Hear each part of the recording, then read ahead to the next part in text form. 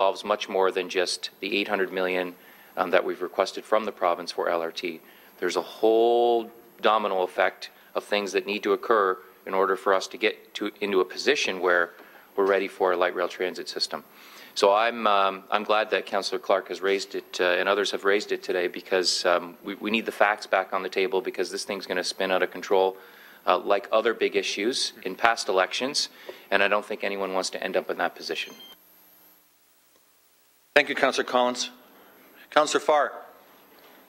I am happy to second the motion at the appropriate time at some point this meeting. And, you know, the facts are we've sent off our Rapid Ready report as requested, as required. And we've also communicated, as a result of a motion, our desire to maintain the 100% funding. And we haven't really had an update from staff on whether or not there's been any response. So I think it's prudent to do so given the comments. And I just heard the soundbite at the top of the interview with Kelly and Councillor Clark this morning, but it is kind of unusual to hear the Minister of Transportation telling us to roll up our sleeves and put the coffee pot on and work it out. So I think it's timely, and I'll look forward to getting some feedback both from staff and the province. Thank you, Councillor Farr. Councillor Morrow. Slightly different take on this. I think we should welcome the minister's initiative and respond accordingly. And he's inviting us to take part in discussions. I think we should do that. I think the proviso offered by Councillor Collins is a wise one to know what we're talking about, obviously, but I don't think we want to run the risk of throwing something back in the face of a minister who's saying, come on and let's talk about it. I think we should initially say yes to that and then sort things out. I think we should be positive. Thank you, Councillor Morrow. Councillor Marula. Just for the record, Mr. Deputy Mayor, I need to understand clearly what was stated by the minister. What was stated by the minister surrounding LRT. I'm a little bit out of the loop on this. I don't recall receiving a letter. I don't recall it being formally addressed. So if someone could elaborate on what exactly the minister did state relative to the LRT before I support any motion would be helpful. Councillor Marula. Councillor Clark, can you fill that in? Yeah, the councillor is correct. There was no letter from the minister. I checked with Mr. Murray. I checked with our clerk. There was no letter from the deputy minister. It was Minister Murray on CHML stating very clearly that the reason LRT has not moved forward is Hamilton doesn't have its act together, and put the blame on us. And that's not the case. We've done everything they've asked us to do. Okay. The document, I can't explain his comments. So this simply, and then when Bill kept, Mr. Kelly kept pushing for further information, he said Hamilton should be rolling up their sleeves and sitting down and working with us on these financing tools. So that's hence the motion. Mr. Deputy Mayor, that's just bizarre and actually irresponsible of the Minister of the Crown to state anything along those lines, considering how untrue that is. It's actually a fabrication. So along those lines, if in that motion we can actually formally invite the Minister President, I'd like to hear that firsthand, because to me, obviously that's news, or he's incredibly delusional. So we just need to find out firsthand if that is exactly what he stated. Then he should be stating it to us directly, either to correspondence of some kind or verbally at council. So I'd like to invite him accordingly to a GIC so that he can just emphasize what he had stated publicly on the airwaves. So if you'd like to include that. I would like nothing better than to have Minister Murray come and sit before our City Council and have Councillor Marula ask him some questions. That would be wonderful. I look forward to that. So if we can amend it accordingly, I'll support it wholeheartedly. Thank you, Mr. Deputy Mayor. Thank you, Councillor Merlin. Councillor Clark. Councillor McHattie for the second time. Well, it's the first time, but it's okay. I may have spoken about this at a previous meeting. I can't recall, Mr. Chair. Just want to thank Councillor Clark for bringing this forward this morning. The motion is certainly warranted. Councillor Farr seconding it. It is a little bit of a frustration for us that we have I think a very clear council position on LRT B line. There it is. We've prepared the report. We've We've spent lots of money preparing that report, and the province has had it since February of last year.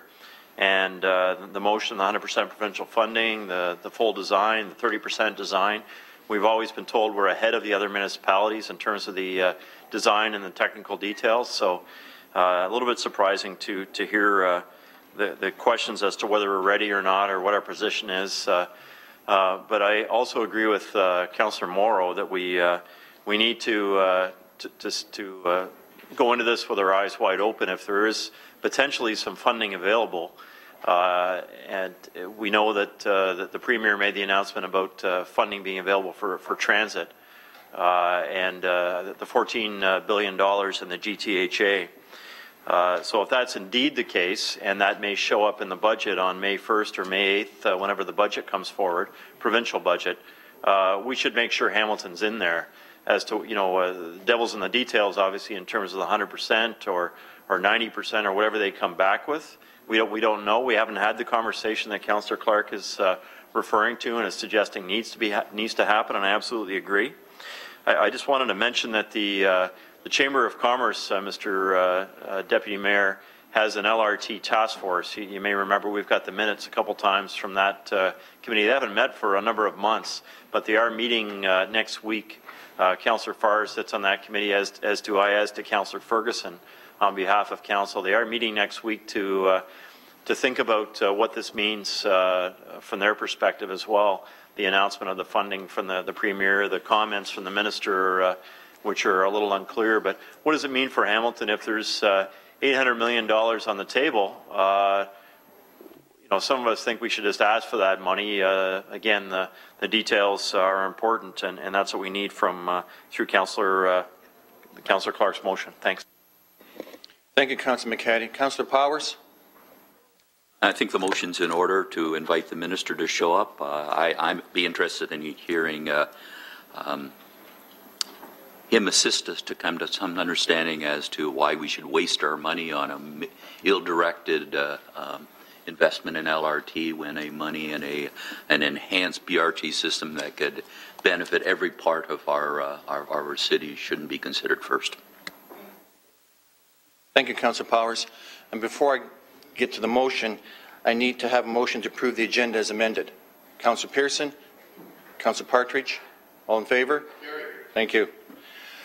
Councillor Clark? So in discussions with the clerk, I'm going to suggest to the committee that we would have two motions. The first one, I think Councillor Morrow would be pleased to second, and that's to invite the minister to appear before the GIC for a question and answer period with the councillors regarding LRT. And if he can't be present, at least some sort of clarification on his public statement surrounding the fact that we haven't done our homework on the issue. I think since he indicated that he'd like to meet with us, that he should be invited. No, that's number one. But number two, in the event Don't give him the out, Sam. No, but I'd just like the response from him accordingly. And then the second one, I think, gets to what you're talking about, Sam. The second motion would be the one where we're asking our staff to meet with Bruce McQuaig, who excellent civil servant. He's with Metrolinx, our general manager of finance, our general manager of public works, general manager of HSR, and the city manager to discuss LRT financials as opposed to financing. And that second one would be with Councillor Farr seconding it. Thank you. Madam Clerk, do we have those motions fairly clear to read out? That, please. First motion is moved by Councillor Clark, seconded by Councillor Morrow, that Minister Glenn Murray, Minister of Transportation, be invited to meet with the General Issues Committee to discuss issues respecting LRT matters. And the second motion is moved by Councillor Clark, and seconded by Councillor Farr, that an invitation be extended to the Deputy Minister of Transportation and Bruce McQuaig of Metrolinx to meet with the City Manager, the General Managers of Finance and Public Works, and the Director of Transit to discuss LRT financials. Thank you, Carolyn. On the first motion, all in favour? Any opposed? Councillor Farr? Just on the first motion, I've just spoken with Chris, and certainly Mike Kirkopoulos, our communications guru, could, in short order before this meeting's through, I'm very sure, can actually collect quotes from this recent public comment from the minister, and I don't know whether or not it might be prudent to include them in the wordage of the motion. Therefore, it can be very clear to the minister what it is exactly we're inquiring about. I'll ask the mover of the motion if he thinks that's a prudent move. Councillor Clark? I guess my caveat would be, it's possible the minister stepped over a line accidentally and may need to come back a bit, so giving him that breathing room by just inviting him diplomatically as opposed to pointing out what he said, let him come and explain everything. We can ask him when he gets here exactly what was going on, as opposed to a resolution that becomes a part of the formal record that may be embarrassing for him more than it is now. Councillor Farr? Fair enough. Thanks. I'll support it. Thank you. All in favor? Carried. Any opposed? Thank you. On motion number 2? All in favor? Carried. Any opposed? Thank you. Both carry. Members of council, any declarations of interest? Seeing none. Members of the committee, before you requesting a motion for the previous minutes, the clerk has requested an opportunity to speak to the minutes from the March 20th, 2014 budget deliberations meeting. Carolyn? Yes, through the chair, I'd like to point out to the committee that for the March 20th, 2014 budget deliberations minutes, there was a standing recorded vote with respect to section C2, the boards and agencies, and specifically Festival of Friends. That standing recorded vote was omitted from the minutes, and I would like to request that the minutes be amended so that the standing recorded vote is reflected appropriately. Thank you. Thank you, Madam Clerk. So may I have a motion on the March 6th minutes as presented, the March 20th minutes amended, and the April 2nd minutes as presented. That was moved by Councillor Powers, second by Councillor Pearson. All in favor? Oh, you weren't there. Okay. Councillor Pearson, Councillor Clark? All in favor? Thank you. Members of the committee, you have 2 delegations before you for consideration. What is the committee's pleasure on item 4.1? Moved by Councillor Collins, seconded by Councillor Duval. All in favor? On 4.2, committee's pleasure? Carried. Moved by Councillor Powers and seconded by Councillor Collins. All in favor? Carried. Okay. Members of the committee, you have before you consent items 5.1 to 5.6 inclusive. Are there any items you wish to have moved to discussion agenda? Councillor McCaddy. Mr. Chair, I just had a short comment on 5.2. That's the, I think it's 5.2 is the brownfields report, the summary of the brownfields. I don't know if you want to formally bring that forward. I was just going to thank our staff for summarizing our efforts on brownfields, which have been considerable in the city. I think we still got some distance to go, and I think probably the big gap for us has been the lack of provincial and federal funding to take on the substantive cleanup that's required in particular brownfields that are larger and have extremely contaminated. Cooperation from the Ministry of the Environment on a proper risk assessment approach to some of our waterfront lands, for example. So I think that's the gap. Really, we've been doing a good job locally, and Neil and his group, Brian Morris in particular, has been doing a good job on this. We've seen the Otis Elevator project moving ahead, which I think is really a departure and a highlight of our brownfield redevelopment. So that's exciting to see that advancing. But I think it's very important for council at some point in the short term to really engage the provincial government and the federal government on an overall brownfield strategy. We can't do it on our own. We just don't have the local funding source through the property tax. We need the income tax support from those 2 higher levels of government in order to take this really critical issue for Hamilton forward. Thank you, Councillor McCaddy. Councillor Collins. Thanks, Mr. Chairman. And on the same issue, I wanted to commend our staff in terms of the report that's in front of us, but the good work that they've done over the last, well over 10 years on the brownfield issue. And as the report highlights, we have become the Canadian leader in terms of legislation related to the facilitation of cleaning up brownfield sites and contaminated properties, not just across the province, but across the country. I did want to ask through you to Neil Everson. As you're aware, Mr. Chairman, we're going through a Bayfront secondary planning process, and we attached through a former motion that I had put at committee a request to staff to come up with a brownfield strategy, because as was highlighted by Councillor McCaddy, we have a great program that's in place that encourages private sector partners to come forward, but in the absence of someone knocking on our door, we live with literally the hundreds of properties that are in this report.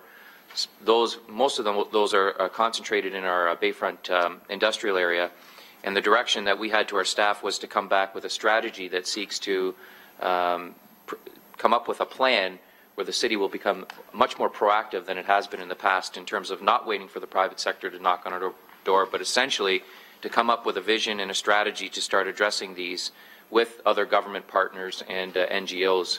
So my question to you, through you to Mr. Everson, would be that what's the status of that, and where are we going in terms of timelines and approvals on that issue? Okay, Neil, please. Thank you, Mr. Deputy Mayor. First of all, I just want to make a notice of a typo on page 2. It's the third bullet point of the report. It should read construction expenditures over an estimated $300 million, not $3 million. Little difference. And through Mr. Deputy Mayor, in response to the councillor's questions, this was the first request by Councillor Collins on the summary of the Brownfields initiatives from day one. A staff report will be brought forward on June 18th to GIC regarding the funding for the Bayfront and Brownfield strategy, and this will include a summary and a work plan. The funding for the study will come from the Planning Division's capital budget, and it will be augmented by the Economic Development Initiative's capital project account. The committee will be also pleased to learn that we are pursuing other sources, specifically FCM green municipal funding, as well as Places to Grow implementation fund to offset this cost of the study, and we think we will be successful in that area. So the purpose of the strategy is to establish short, medium, and long-term visions for the development of the Bayfront employment area, and to develop a strategy to maximize the opportunities for these well-positioned industrial lands. We estimate that this strategy will take approximately 18 months to complete, but we are intending on looking at a quarterly update to council to keep them apprised of the progress on this issue. So we're also going to include a review of the market and real estate information, transportation and goods movement, infrastructure, land use, and design, as well as we're going to include a public consultation strategy. In addition to the review and considering options for tools related to brownfield development, we are also going to look at revisiting our historic land use inventory that was done several years ago, and to see the changes that have made in regards to that inventory itself. Thanks, Neil. And through you, Mr. Chairman, in response to that, I would ask, there are several issues at play right now in the Bayfront industrial area. Certainly the Stelco situation, or U.S. Steel situation, is one I think that stands out for most people. And as we see the increasing, as we see continued inactivity at that site, we all know that there are literally dozens and dozens of acres of underutilized industrial lands that are fully serviced on that site. I'm wondering whether our staff has had the opportunity to speak to U.S. Steel representatives about what their short, medium, and long-term plans are as it relates to probably one of the city's largest brownfield sites. Any word on that from our ACDEV staff? Neil? Through Mr. Deputy Mayor, we've asked, we have not had a response, but perhaps Mr. Councillor Scott DeVell may be able to add something to that, because he was in with some talks. Councillor DeVall? Thanks, Mr. Chair. And to answer that question, there was a meeting with the mayor and U.S. Steel representatives. The question did come up if they were interested in selling any of the lands. Their answer was very straightforward, that not to any competitor that might be interested in some of those lands, but if any lands that the city might be interested into, send a proposal in. That's great to hear, because, and I'll tell you why.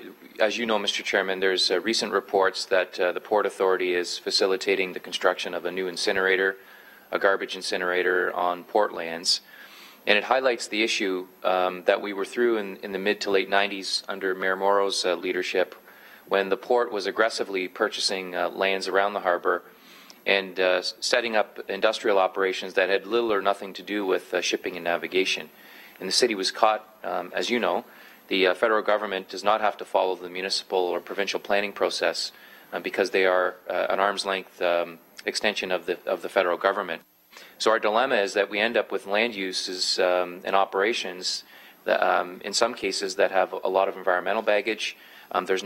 Essentially there's no public process for residents or businesses to come out and voice their concerns over some of these operations. And so I asked that in the context of U.S. Steel as well as our Brownfields report, because the port continues to purchase land in the Bayfront industrial area. And now that we see this new incinerator and who knows what else is on the horizon, I think it speaks to, again, to the issue that the city needs to play a much more proactive role.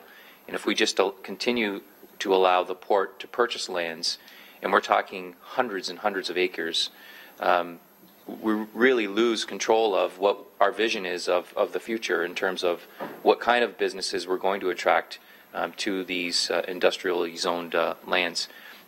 We're in the process of establishing standards, as you know, through the Bayfront secondary planning process. So hopefully that will place some constraints on some of the future operations that move into this area. But all the while, any business that the Port Authority attracts to this area is exempt from any regulations that we put in place. And so I think it's important, as Councillor Duvall has stated, that we continue those talks with U.S. Steel and find ways and opportunities in which to be an active stakeholder rather than someone just watching from the sidelines. So I appreciate Neil's response today, and I look forward to the additional information that he's referenced that's going to come back later this year. Thank you, Councillor Collins. And heads up on the speakers list, we have Councillor Partridge, Councillor Farr, Councillor Clark, and Councillor Morrow. Councillor Partridge, please. Yes, thank you, Mr. Deputy Mayor. Mine is on 5.5, so if there's others who wish to speak to this item, I'll...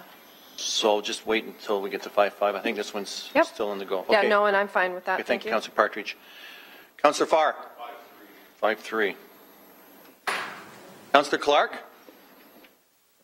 you. This is still on the brownfield. So if I can ask Mr. Everson, one of the issues that seems to pop up as a significant hurdle for larger manufacturing on brownfields is the fact that if they do a record of site condition and they remediate based on the RSC and they're now running their factory 3-4 years down the road, something starts to leak up through the ground, they're still responsible for that. They have to clean that up.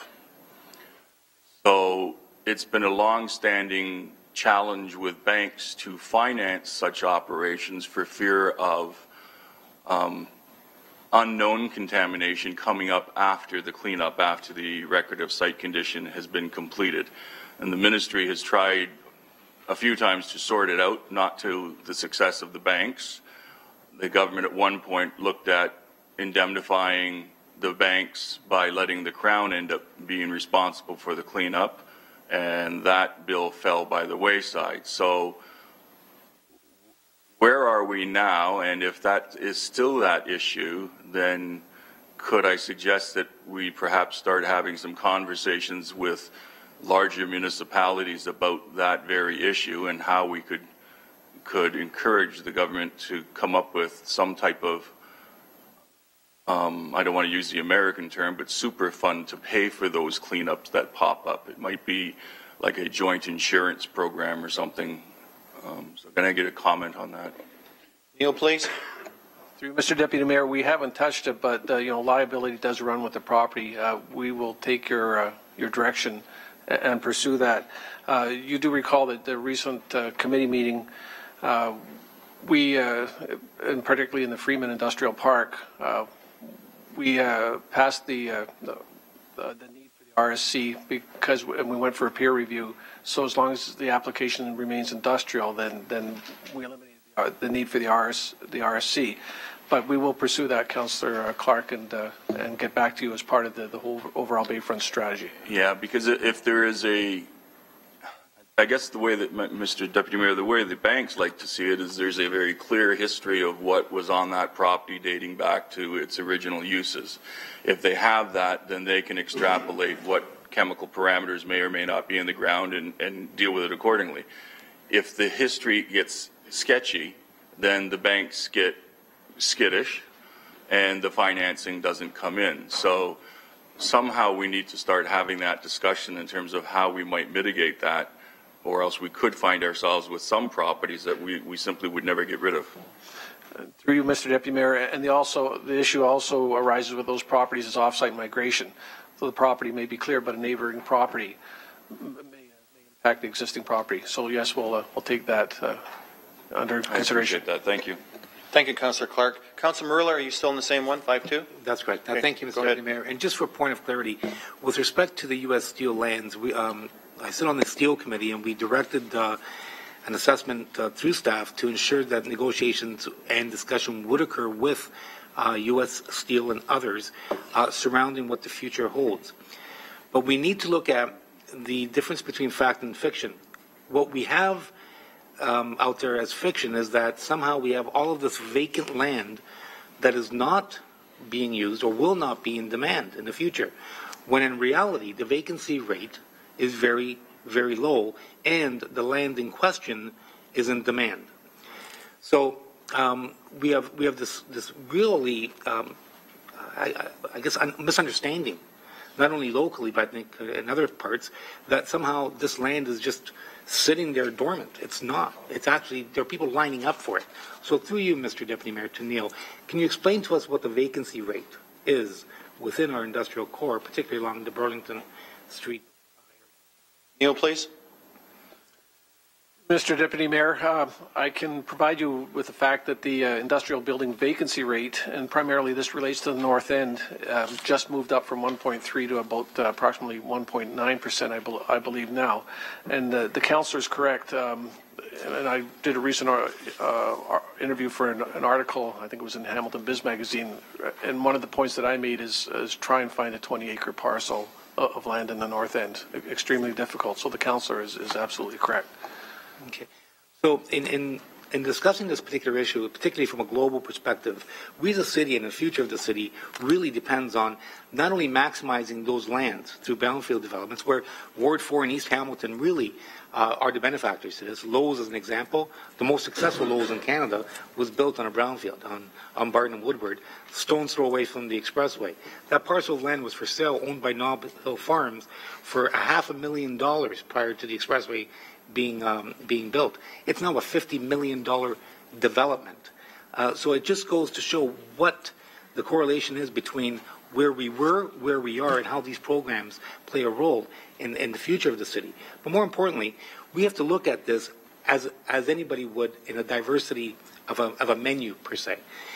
When people are going to invest, they're going to come to the city of Hamilton and look at what money they have and what they want to do. If we have very little brownfield development, and we have very little greenfield development, then basically they'll look elsewhere. The bottom line is a lot of people bring in the airport development, employment lands, as an example of the fact that we should be building in the industrial core rather than the greenfield development. The reality is we can't dictate to people how to spend their money and how to invest their money. We need to provide an environment that's conducive to a menu-like option, and having the fullest amount of options is in the best interest of not only today's taxpayer, but the future of this city. And for that, we have to look at maximizing the type of use on those brownfields. So along the same lines of what we see in those greenfield developments, why is it that somehow smokestacks and incinerators are acceptable on industrial land in the East End, but is unheard of in the greenfield industrial parks? I find that to be offensive. We have airshed issues already. To add to those airshed issues is simply sucking and blowing at the same time, particularly when some of the same people are suggesting and advocating that we deal with the code red issues. So for that, this might seem like one particular issue in one envelope, but this really plays a role in a global perspective of our city, of where we are today and where we're headed and how we will develop to ensure we become not only sustainable from an economic perspective, but from an environmental and public health perspective. And for that, this is why I commend staff, this council, particularly the council in 2001 that led the way on this particular issue, and also the councils prior who provided us with the foundation, such as Councillor Morrow, former mayor. Thank you. Thank you, Councillor Morrow. No more on the 5.2, I believe, so I'm going to go to Councillor Partridge on 5.5. Yes, thank you. And Councillor Morrow is always a tough act to follow. But on 5.5, I just want to let, for my residents who are watching, this 5.5 is to do with property purchase on Parkside Drive, and it is one of the first property purchases that will allow the new east-west corridor bypass that is so desperately needed in Waterdown to be built. This bypass is 8 years behind schedule, and this is a very good news to have this come forward, and I encourage everyone on council to heartily support it, and I very much look forward to having this bypass built and ease up on the horrendous traffic issues that the people who live in Waterdown are suffering with. Thank you. Thank you, Councillor Partridge. Councillor Farr on 5.3. Yeah, I'm going to ask Bill Farkas to make his way down to the mic, and while he does, I'll just thank the International Village BIA, our Executive Director, Susan Brathwaite, and Chairman Woodhouse. Herb has chaired many meetings where this issue has sat on the agenda, and for those paying attention at home on joeycoleman.ca or hamilton.ca, this is the recommendation to surplus the sandbar, the infamous sandbar on King. The surplus of direct results of the BIA's ongoing engagement on this issue, and not only our executive director of today, but also the tenacious work of Mary Pocious, the former International Village BIA executive director, who was a one-woman crusade, who by all accounts is credited for leading toward a press conference unprecedented in Ontario in a term previous to this one, in around the mid-2000s, as it related to the Remedy of Organized Crime and Other Unlawful Activities Act. We basically, the province, the Crown took over the building and then gave it to us for a few bucks, and since then we've hit a bit of a lull, well, quite a lull. For about 8 years now it's sat, and it is ours. We don't need it anymore. We don't need, certainly when I say we, the residents and the business owners in near proximity, don't need to be reminded of the horror that was. We need to bury the sandbar forever and look toward a bright future in a very popular BIA, where, as it stands now, vacancy rates are at or near an all-time low. New restaurants and cafes popping up. It's a very successful, complete street as you enter from the east on King Street into our downtown. And certainly there has been, I would suggest to you, 3 very serious folks interested. I, of course, refer them to the appropriate staff and would like to do so officially once today's motion, I expect, would be unanimously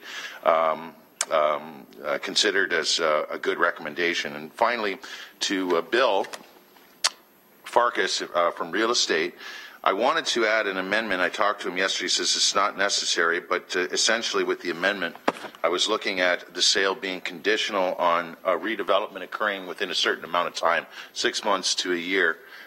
Bill has assured me that that they can work that into the deal when it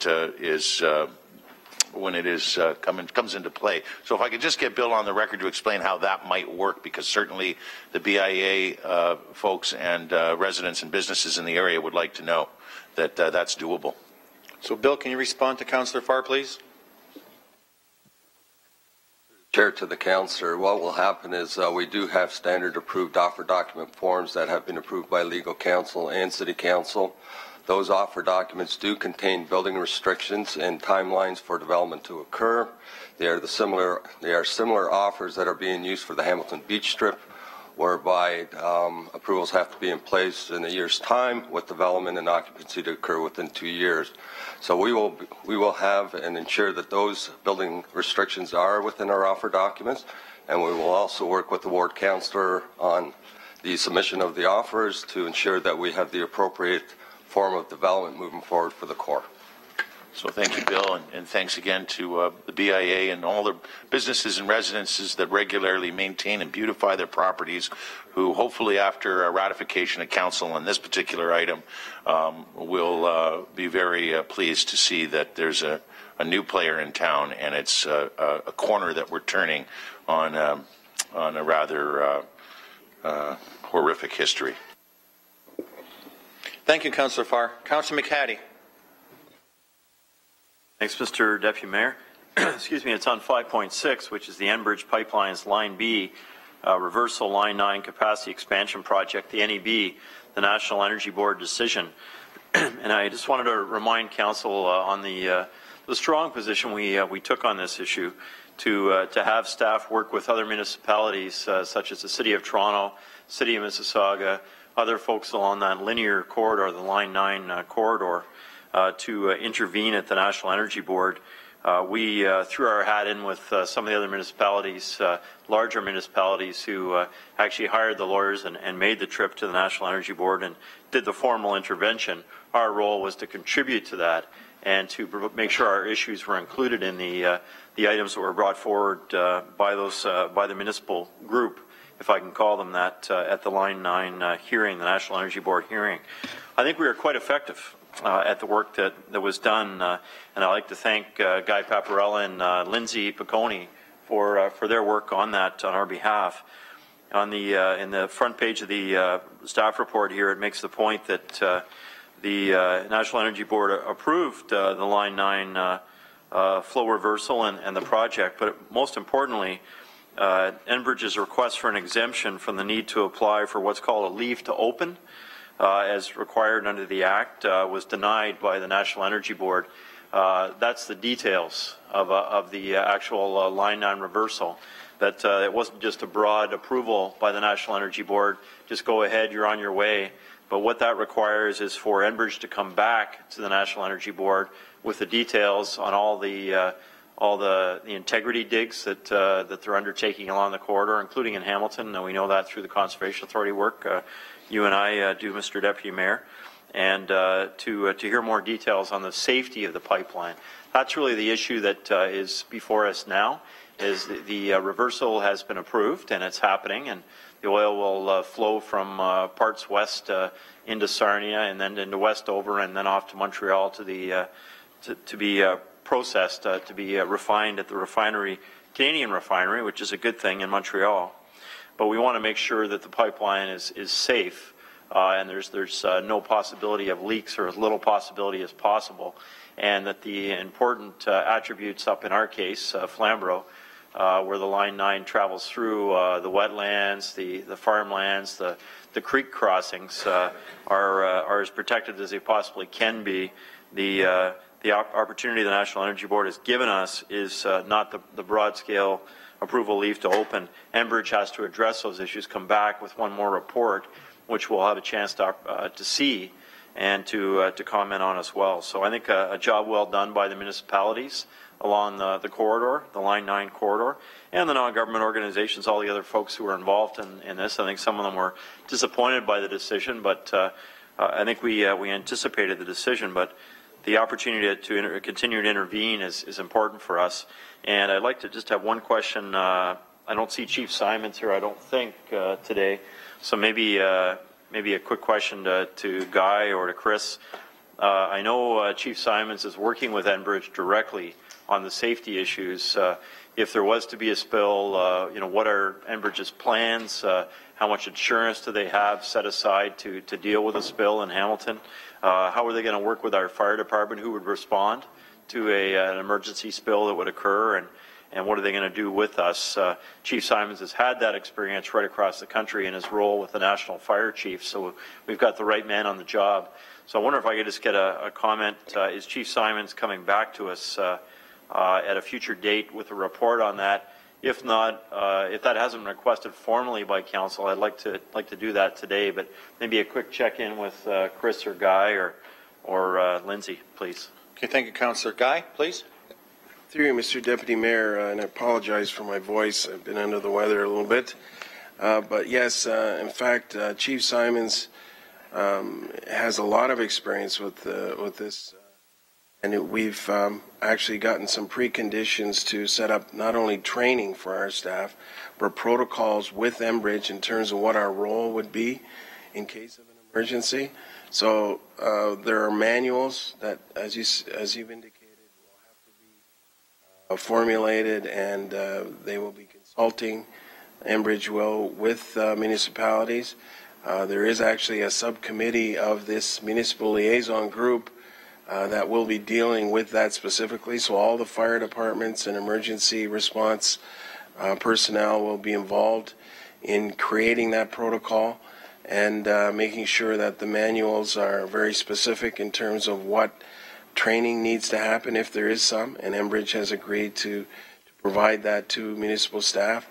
On top of that, any specific roles that will be delineated, there will be protocols set up for every department across all of Line 9 through Ontario and through Canada, frankly, to deal with that. And so that isn't going away, and it's a requirement, a conditional requirement of the approval that that consultation occur and those manuals are created.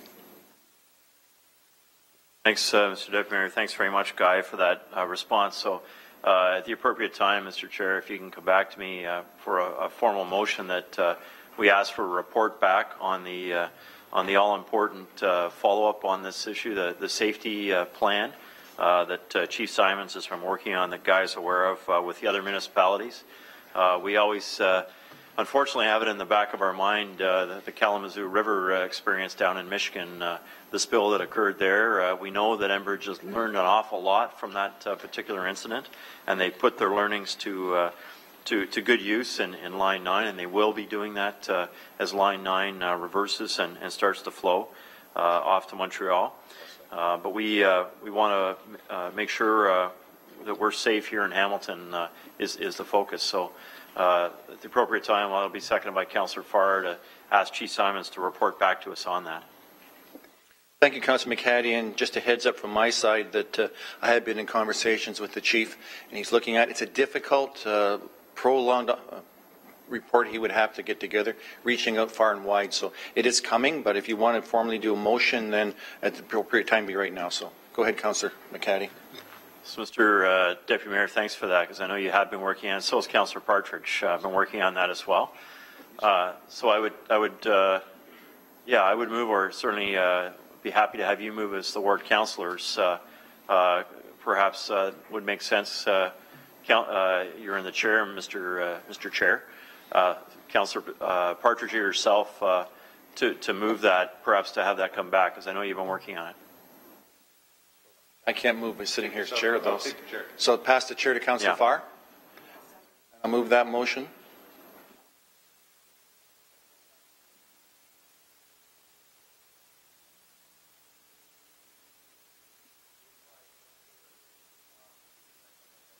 In favor?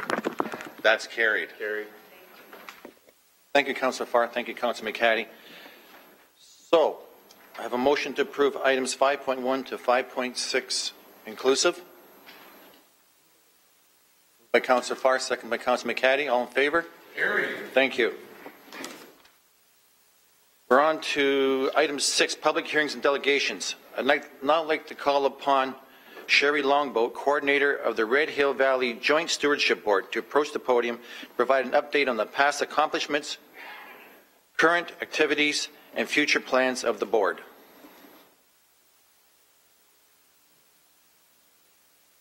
Chairman, if I could just say a few words as the representative on the Joint Stewardship Board, joined by recently by Councillors Powers and Whitehead. Joining Sherry this morning will be Cayuga Chief Blake Bomberry.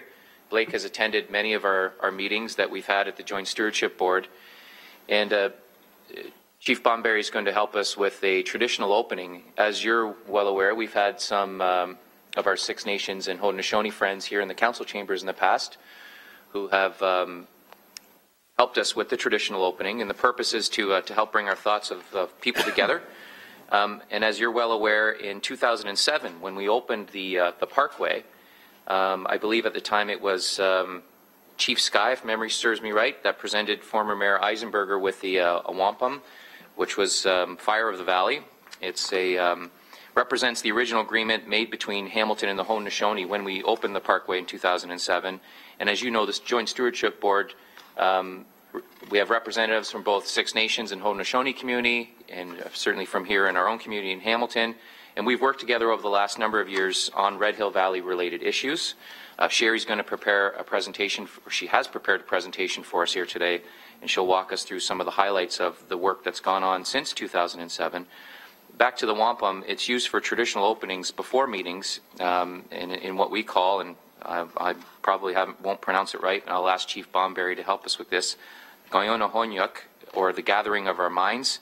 It reaffirms the work that we'll do together, and we'll use the principles of peace, respect, friendship as we discuss matters of joint concern on our board. And we've had a tremendous working relationship with our friends and neighbors from the Six Nations community. They're doing some terrific work, not only in their own community, but they're helping us as stewards of the valley really improve the quality of life for people in the East End by helping us with all matters related to the Red Hill Valley, apart from certainly the operation of the Parkway, which was constructed in 2007. So I don't want to go on about that, but again, Chief Bomberry is going to help us with the traditional opening, and I would ask that we hand the floor over to Chief Bomberry before Sherry presents her presentation this morning. Thank you, Councillor Collins, and welcome Chief Bomberry to our council chambers, and the floor is yours.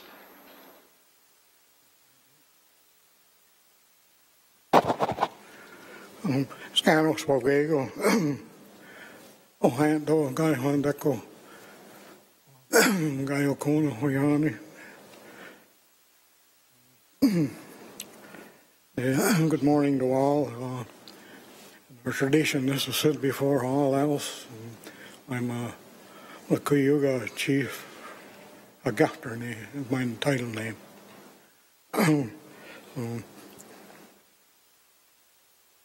Dan efter ni gick on down swan tos yos guy hont go hard. Ne hand why walk out to so going and this was some why we can up and ne o such can o don't know to on you.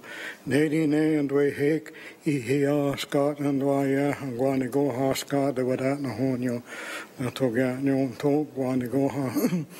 Dan and daughter we sat on you. Ne get dio gwasi de gatroga dono ha de one hoka ne togan hoyo gwego hoyanto also and diso ne kadoga de honge scano dono donio ne di ne oe sa kadoga ni gakoya san ni sogoyhod ne di ne do de wa yanoni den don honyo sa wenje de dono ha de one hoka ne gwato sat ni ha na to get yon to one go ha dane ona handa trui sa hoing and sa hoing ji sa onje de ne di ne oi sa kadoga ni todia sat ni so goi hud ne di ne and de wa yanoni da itino honyo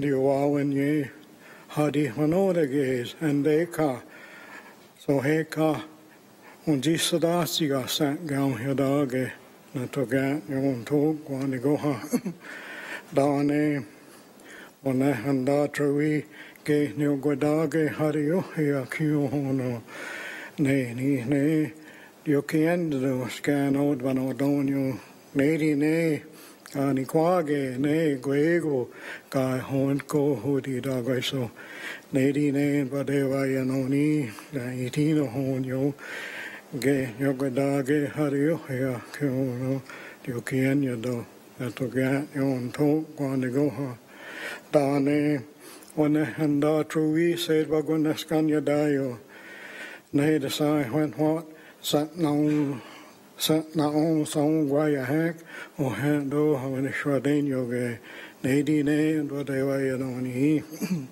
They said one hone you said wagona scania dio. Ne hone and daughter we how hege gown here de handro so and this nega ne otsa noniat ne to so to sento ne scano hide one on you. Nedi ne yoga hek is ne hodani down shon na to orange again. Nedi ne and what they were ne. They said one hon you don't hit the hand rows going and this so not to get you on top when they go home. Tani to no so go rainy ege hagayaga ta gonna hon you. That was a short version of our Thanksgiving address. Thank you, Chief Bomberry. Mr. Chairman, Councillor if Collins? I could, yes, and thanks to Chief Bomberry. We're also joined by our board members and our friends and neighbors. Hazel Hill is with us here today, and Brian Doolittle's in the audience as well. So I welcome them as well to the chamber and thank them for their attendance and traveling from last weekend and Six Nations community to join us here today. Thank you, Councillor Collins. And Dr. Sherry Longboat, the floor is yours for your presentation. Welcome. Thank you, Nyawan. I just want to begin by saying it's certainly my pleasure to be here today. From being as a Haudenosaunee woman from the Six Nations Haudenosaunee Confederacy, and also as being someone born and raised in East End Hamilton, where my family still resides, and in the same family home for over 40 years. So it's nice to be here in a position to be sharing with you today some of our successes, some of our current activities, as well as where the board, some of our objectives for the near future. So I've just put together a brief presentation on some of our activities, and I'll just start by providing some context. And I understand you've been provided today a copy of this, and it will also be available on the web.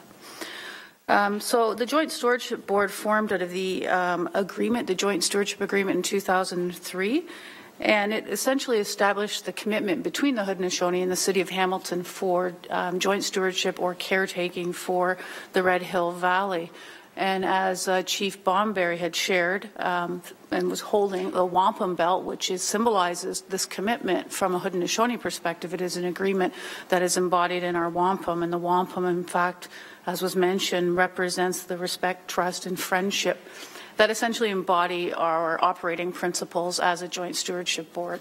So we're bringing in together, again, this jointness. We've signed the formal written agreement, and we've brought in as well tradition through our wampum agreements.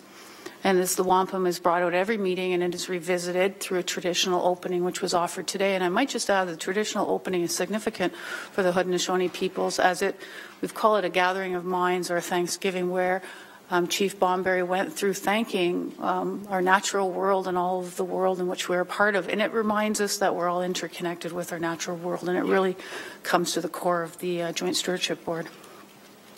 So some of the elements of joint stewardship is we're focused on the conservation, restoration, mitigation, and protection of the valley.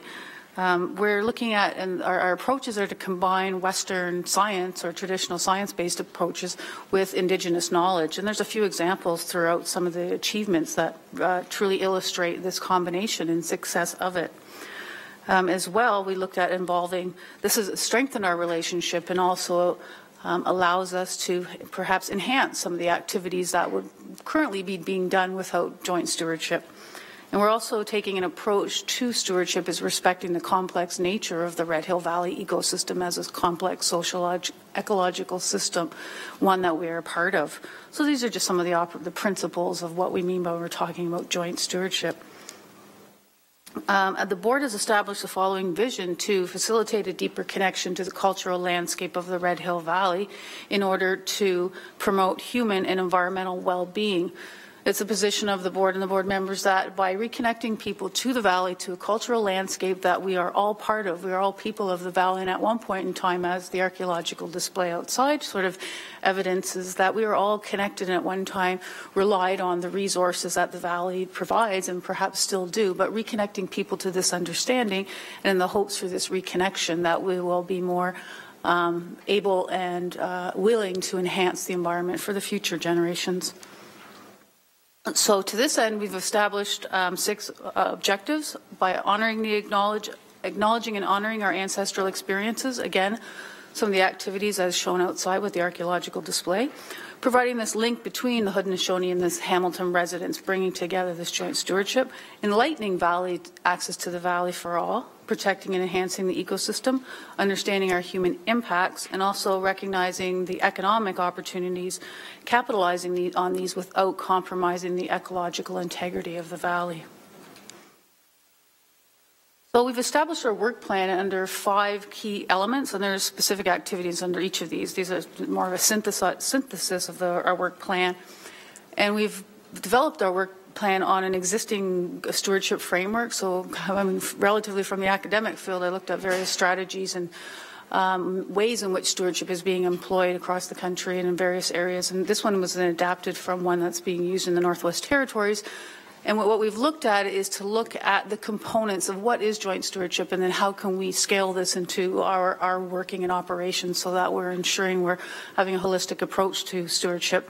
And then from this, we've developed a series of work plan items. So focusing on access and education, community engagement, coordination and partnership, recognizing there's an element of assessment and monitoring, and as well planning and reporting. So these are the 5 key elements in which we are now focused on. So having given you this sort of background context of who we are and what we're doing, I wanted to take this opportunity to share some of our successes. The board's actually been around for some time, and we've evidence of various successes. Many of us are driving the Red Hill Valley Expressway on a regular basis, and around the valley there's a lot of activities that have occurred in which the Joint Stewardship Board has been a part of. And I just wanted to share a couple of those and then highlight some of the things we will be working on. So perhaps one of the most critical or most significant examples of some of the accomplishments of the board is through the ecological restoration in the valley. The ecological restoration, in fact, represents a partnership between the City of Hamilton and the Six Nations through a company called GIC, which actually in Mohawk means new path or new tracks. This partnership seen the planting of over 1 million trees, shrubs, and wildflowers in the valley. And also what brings it to a significant point is the traditional knowledge was employed in terms of returning that land to what we call a free to grow on its own, in that indigenous plants that were indigenous to the region that would be more apt to responding to change, as we are in a time of environmental change as well. So we introduced these these indigenous plants to the region, and through that we'll have a naturally reoccurring ecosystem. And it was quite an experience in terms of propagating seeds, collecting seeds, and the growth and reproduction and regeneration of these seeds. Similarly, aligning with that was a medicine plant recovery. Some of the medicine plants are significant for the Haudenosaunee people. As well, part of this medicine recovery was looking at key significant plants as well. It was not just necessarily indigenous plants or medicine plants, but ones that were fairly significant to the city as well, as there was a lot of plants that were identified. People from the community were identified and selected to go out into the valley and do a scan of the valley to identify those plants. Some recovery efforts were done, some relocation efforts were done, and this information helps to inform the continued growth and regeneration of the valley ecosystem. And I've just shown a couple plants here of some of the plants that are significant and have ecological relevance in the unique ecosystem of the Red Hill Valley. Another element that was conducted was a deer inventory, and these were activities that happened some time ago, but they really helped inform decision making now and into the future in terms of understanding the number and the health and diversity of the deer population within the Red Hill Valley, and if in fact there was a need for a hunt. Or control measures per se. So what these inventories did, and there were 2 of them that were conducted, one adopted a more collaborative approach, but one took a more standard approach, was identify that there wasn't really an overpopulation of deer, and it really helped inform our decisions. So those are a couple of key highlights from the past. I'll just jump ahead now to where we are. We're at the 5-year period of post-construction. There was a 5-year environmental monitoring, as you know, that was completed. And we're now at the point where these monitoring results are becoming available. The final summary and synthesis report should be available this month into the next couple months. And this will be an analysis of all the monitoring that has occurred over 5 years. From this, the board will work with city staff and consulting groups to gain a good understanding of what these results mean, to be able to forge some decisions, or provide some recommendations for future actions towards continuing monitoring based on informed decisions of what the results have provided. And this is something that will be facilitated through the board. Another area that we've focused on, and right here you see a display, the Red Hill Valley Trail Map. This is part of the restoration and activities in the development post-parkway construction. And this is the map that's shown on all the trailhead signs. We're working on enhancing this trail and getting access as part, or enhancing access as part of our education and access objective. Some of the accesses I'll just show in the next slide, some activities that are currently happening within the trail. We're also enhancing our website, recognizing that not everybody can get into the valley and get right down into all the various components of it. But however, there's a way using technology now by enhancing our website to make it active for those people that are at home can actually still experience that valley and begin to reconnect with the valley in another way, and one that really relates with the youth in terms of social media. We hope to expand this over the next while as well. And I encourage everybody to take a look at the website. There's a lot of information there. I'm trying to synthesize a lot of work from a lot of committed people in just a few moments. One of the areas that we've focused on in terms of enhancing the valley trail system is our landscape architecture features that have been constructed. These are 4 architectural landscape design features that have been designed by the board over the past, which would represent features along the Red Hill Trail where people might sit, visit, contemplate, reflect, just take some time to remove ourselves from our busy world for a few minutes, and to hopefully embrace or imagine what this past may have been like, what the valley was at a previous time. And these sites that have been selected, the bear, which has been constructed, future sites are plans to be the turtle, the nest, as well as the eel. These are 3 other sites that we look forward to in the future. But the bear, these 4 animals are in fact quite significant for the Haudenosaunee people, and the bear itself has quite symbolic meaning to the Haudenosaunees, as well as being one of the primary clans amongst all of the 6 nations. So these features, and I encourage you to visit it, you can get to it from going under the viaduct or down Mount Albion, down the Mount Albion or Mud Street, down from Mud Street Trail, and you can visit it, and it's been constructed in November. We're looking at working to having an official opening. We're just waiting for Mother Earth to rejuvenate and see the fruits of the plants come into full bloom, and we're quite pleased to show this is just an example of where the stewardship and these different approaches can come together and help to connect people. One of our, I guess, most significant contributions that we are working on currently is the development of an environmental interpretive center, and this emerged from the Human Heritage Agreement that was signed in 2004 to explore the development of a center that we might showcase some of the heritage that we all share within the valley, and as well as the heritage of the Haudenosaunee, the city of Hamilton, as well the environmental ecological significance of the Red Hill Valley being part of the Carolinian Zone and the Bruce Trail and this deep, rich history, as well as some of the engineering. The actual design of the Red Hill Valley Parkway was quite significant in its integrated approach that was very environmentally healthy and sensitive. So this Environmental Interpretive Center, what you're seeing here is a conceptual design or design that evolved from our architects, Ruth Tillman and Robinson.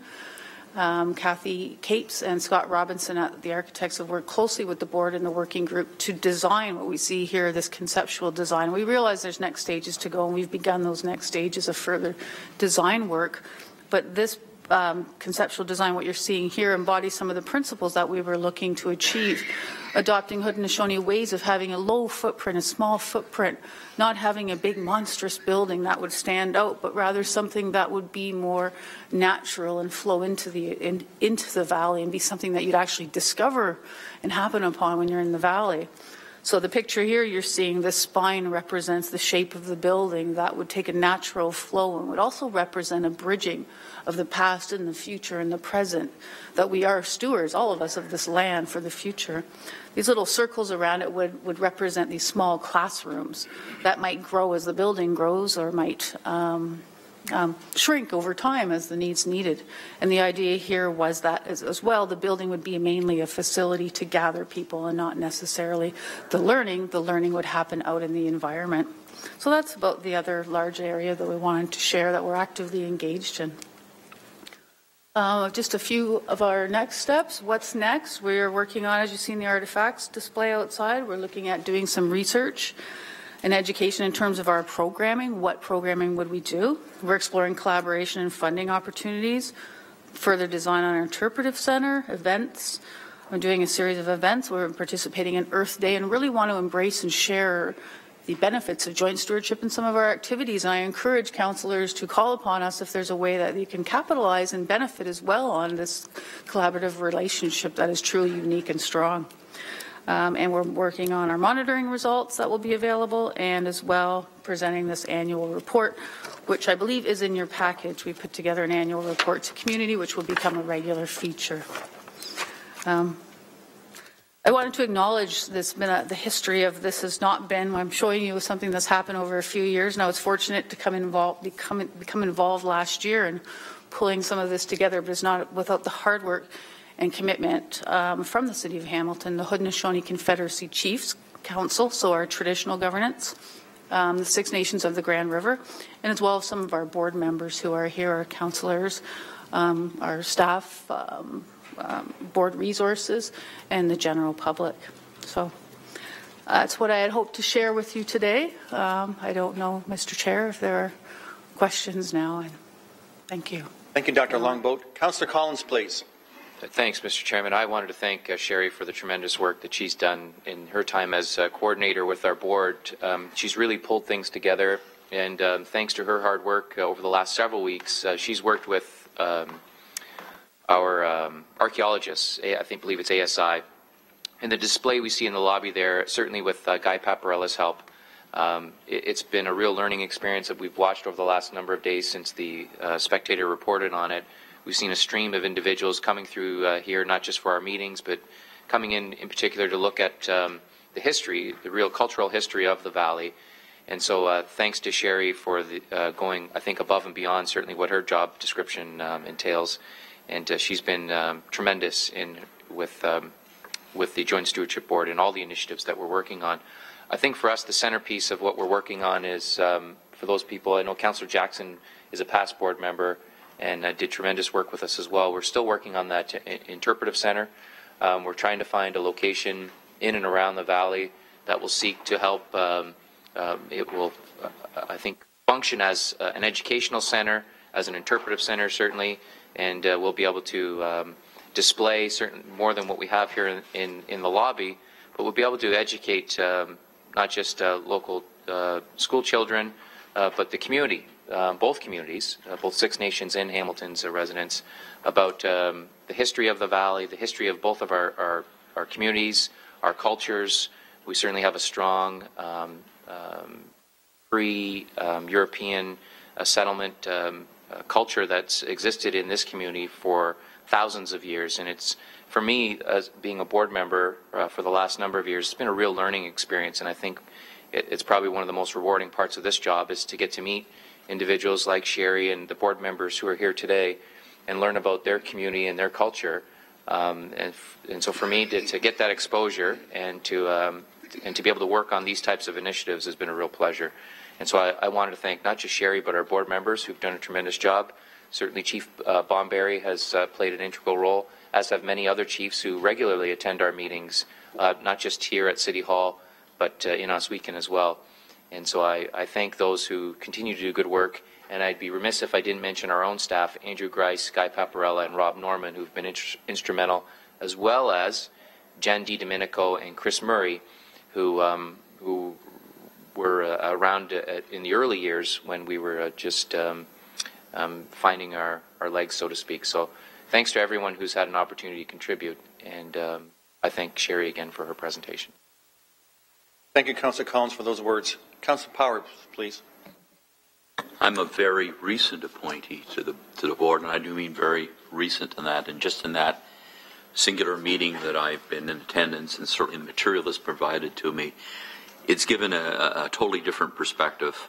My involvement in the Red Hill Creek was an opponent of the construction of the Red Hill Creek Expressway a decade or so ago, and that decision's been made, and it's been built, and certainly a promise that was made at the time was to do everything within our ability to restore what was left in the Red Hill Valley.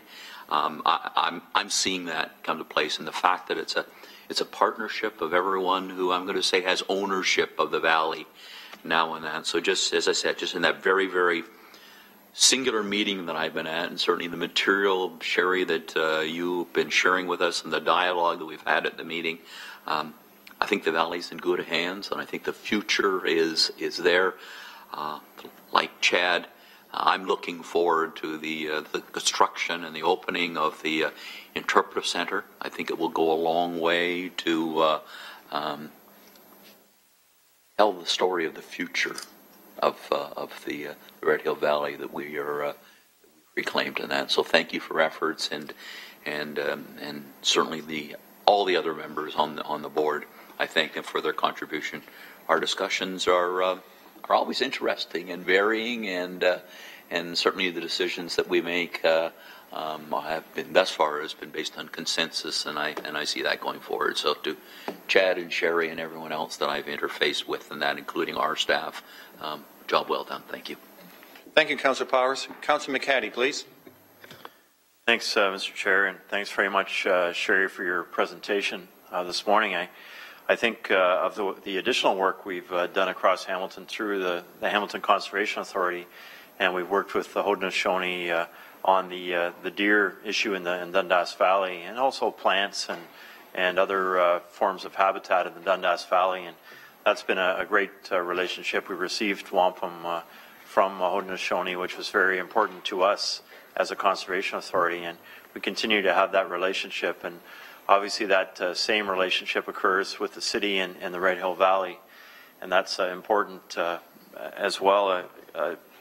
Councillor Powers made me think of the many years of the discussion around the road and protection of the valley, how the road might affect the valley, and I think what your presentation, Sherry, and the prayers of the chief this morning make me think of as well as the opportunity to heal around the road that's been placed in the valley. How can we further continue to restore the valley?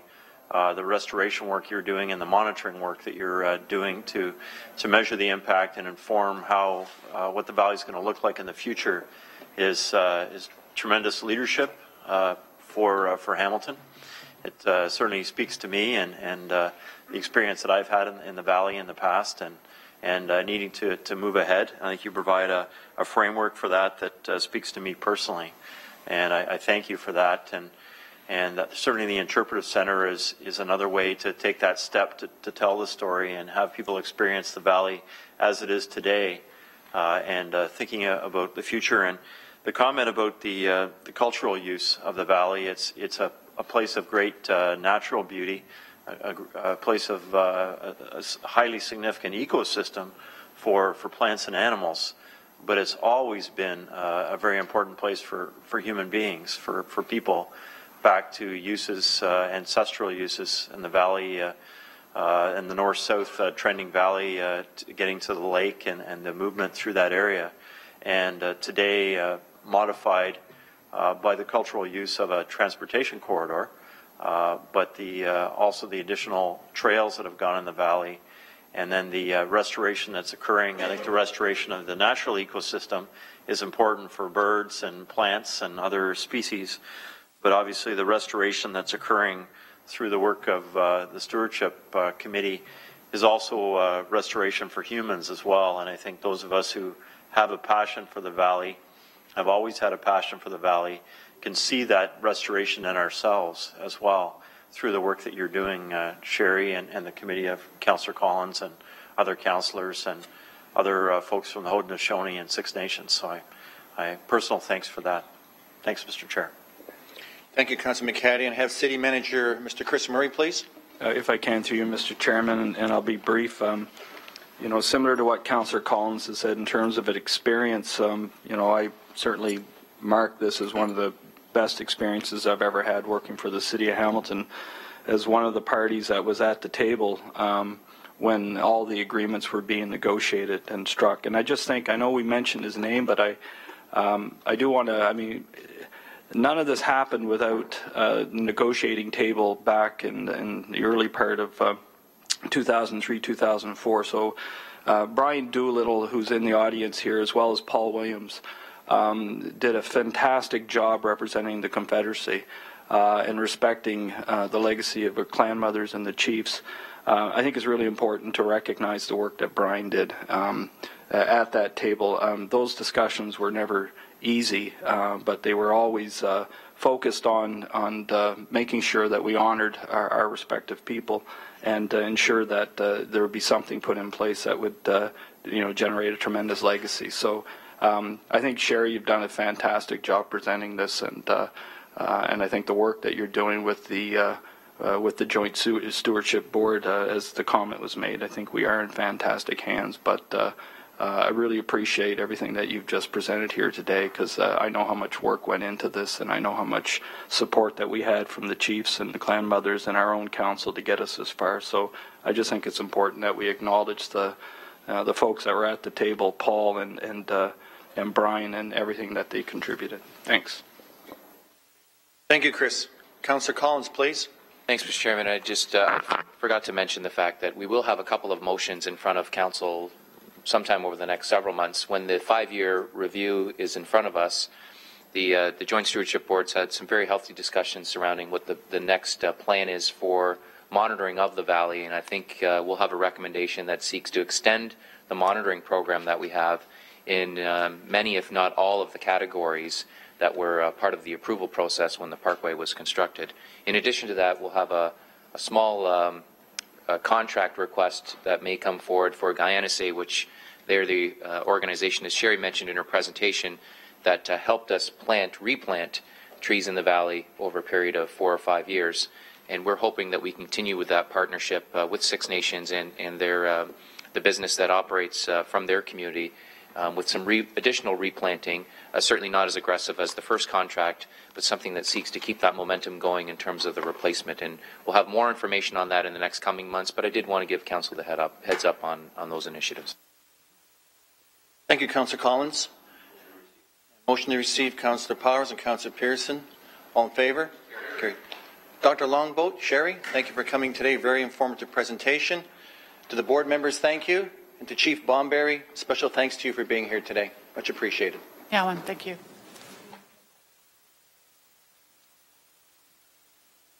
We're on to presentations. But now I'll call on Neil Everson to provide his presentation with respect to item 7.1, Innovation Factory Request for Funding. Neil? Through Mr. Deputy Mayor, we have the pleasure. Councillor Pearson? My apologies, Mr. Deputy Mayor. I just thought of respect, we have a group of young ladies in the audience that have just come in. I thought I would introduce them. They are Women's Leadership Breakfast. They're participating in today with the YWCA. So they're in kind of getting some information with regards to obviously women in politics and just seeing how we work in this forum this morning. So I just wanted to introduce and welcome. I had a chance to sit with them this morning and answer some of their questions. And Alex Johnson is also here with the group and taking them around to see what the political forum looks like.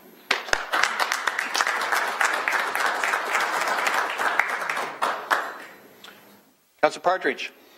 Yes, just very quickly, Mr. Chairman, I just wanted to extend my my welcome to all of the young people up there, and just to let them know that I'm an alumnus from the YWCA Board of Directors, and encourage them to really follow any path that they feel will take them into politics. It's definitely worthwhile. Thanks so much.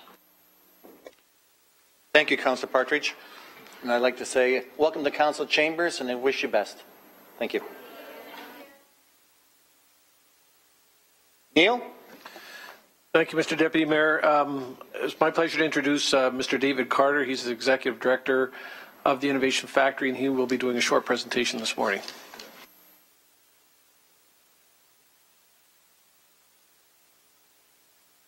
Good morning, Mr. Chairperson and councillors. Thank you very much for giving me time to present today. As you saw from economic development, we're requesting funds to continue the operation of the innovation factory. So I wanted to take this time to sort of let you know what our organization does here in Hamilton. So if you look at our role in the community, it's really to be a catalyst for innovation in Hamilton and the surrounding areas. And we do that a number of ways. The first one is build a community. And when you're working with entrepreneurs or you're working with existing businesses, I can't underestimate how important community, peers, and networking it is to this group. People that do know about us know about the fact that we support startups in all sectors. The perception is that we support startups in the IT sector only. If you're an entrepreneur in the computer space, come and see us. But it's really all sectors, including life sciences. Something I'm going to talk a bit more about today is our support for innovation in our small and medium enterprises. And certainly if you look at Hamilton and the existing businesses we already have, we don't want to just be planting seeds. We want to be sort of sowing what we have here in the community. Our life sciences industry here in Hamilton is very healthy. We want to be a catalyst for that industry to come together. And then certainly our educational institutions. So, we really sort of participate in the middle of all that to bring all those resources together to get the most out of it. The City of Hamilton is one of our partners. We have a number of partners who have listed on the screen here who help us in more ways than just financial. If you look at the names up here, these are leaders in the industry in Hamilton, and certainly having them around as mentors, both to myself and to the companies that we work with, is a huge support, and I would say more than the dollar value that they bring to the table. As an organization, we're referred to as a regional innovation center. Regional innovation centers are across Ontario, and so the one network of entrepreneurs, which is our primary funding source, is really the group that we're a part of. And we sort of see our job is to make sure that Hamilton gets their fair share of funding that comes out of these programs to our local entrepreneurs. The outcomes we expect are fundamentally jobs. They don't always occur in the beginning, but we want to help new companies get started in Hamilton, which creates jobs. We want to make sure our existing companies in Hamilton are healthier and competitive, which either saves or create jobs. And I'll share a couple stories in a few minutes with you. We want to make sure our institutions are promoting entrepreneurship, and that's create jobs. So if we get a whole pile of students graduating out of school, the first thing they're going to want is jobs for themselves, and they have a choice of either staying in Hamilton, if that's an option, or moving to the city to find those jobs, or the third choice is start a business and create a job for themselves. So, all of these groups are super important to what we do. I'm very proud of what's happened since I started in July, just to further advance our relationship with economic development. I really believe it's truly a partnership. We have access to all the business development people, including Mr. Everson directly. So anything we have in terms of needing to reach out to the business community or understand the ecosystem, we have their ear at all times. In terms of how we bring clients into our center, we work with economic development as well, and certainly we know them all by name and by face. We also work very closely with the Small Business Enterprise Center. And again, when we're all spending small amounts of money to keep our centers around, it's very important that we work collaboratively and don't duplicate effort. And so we're very proud of our relationship with the Small Business Enterprise Center. Something I'm not particularly proud of, and I certainly have on my list to work harder at, is working with the individual councillors. I don't want to be seen as an organization in Councillor McHatty's ward or a citizen of Councillor Partridge's Waterdown area. I think all of you bring businesses and entrepreneurs that we can support, and so I'll make it my mandate this year to make sure that we understand how we can support the individual wards directly. We don't want to be seen this to be seen as an area that lives amongst academia in the Innovation Park where we live. Really what we do, and this applies to any business that wants to use innovation to compete or to do a startup. First thing that happens is we schedule an intake meeting. We really don't turn anyone away unless it's something like a business license, in which case we would reference the Small Business Center or other resources. We schedule an intake meeting.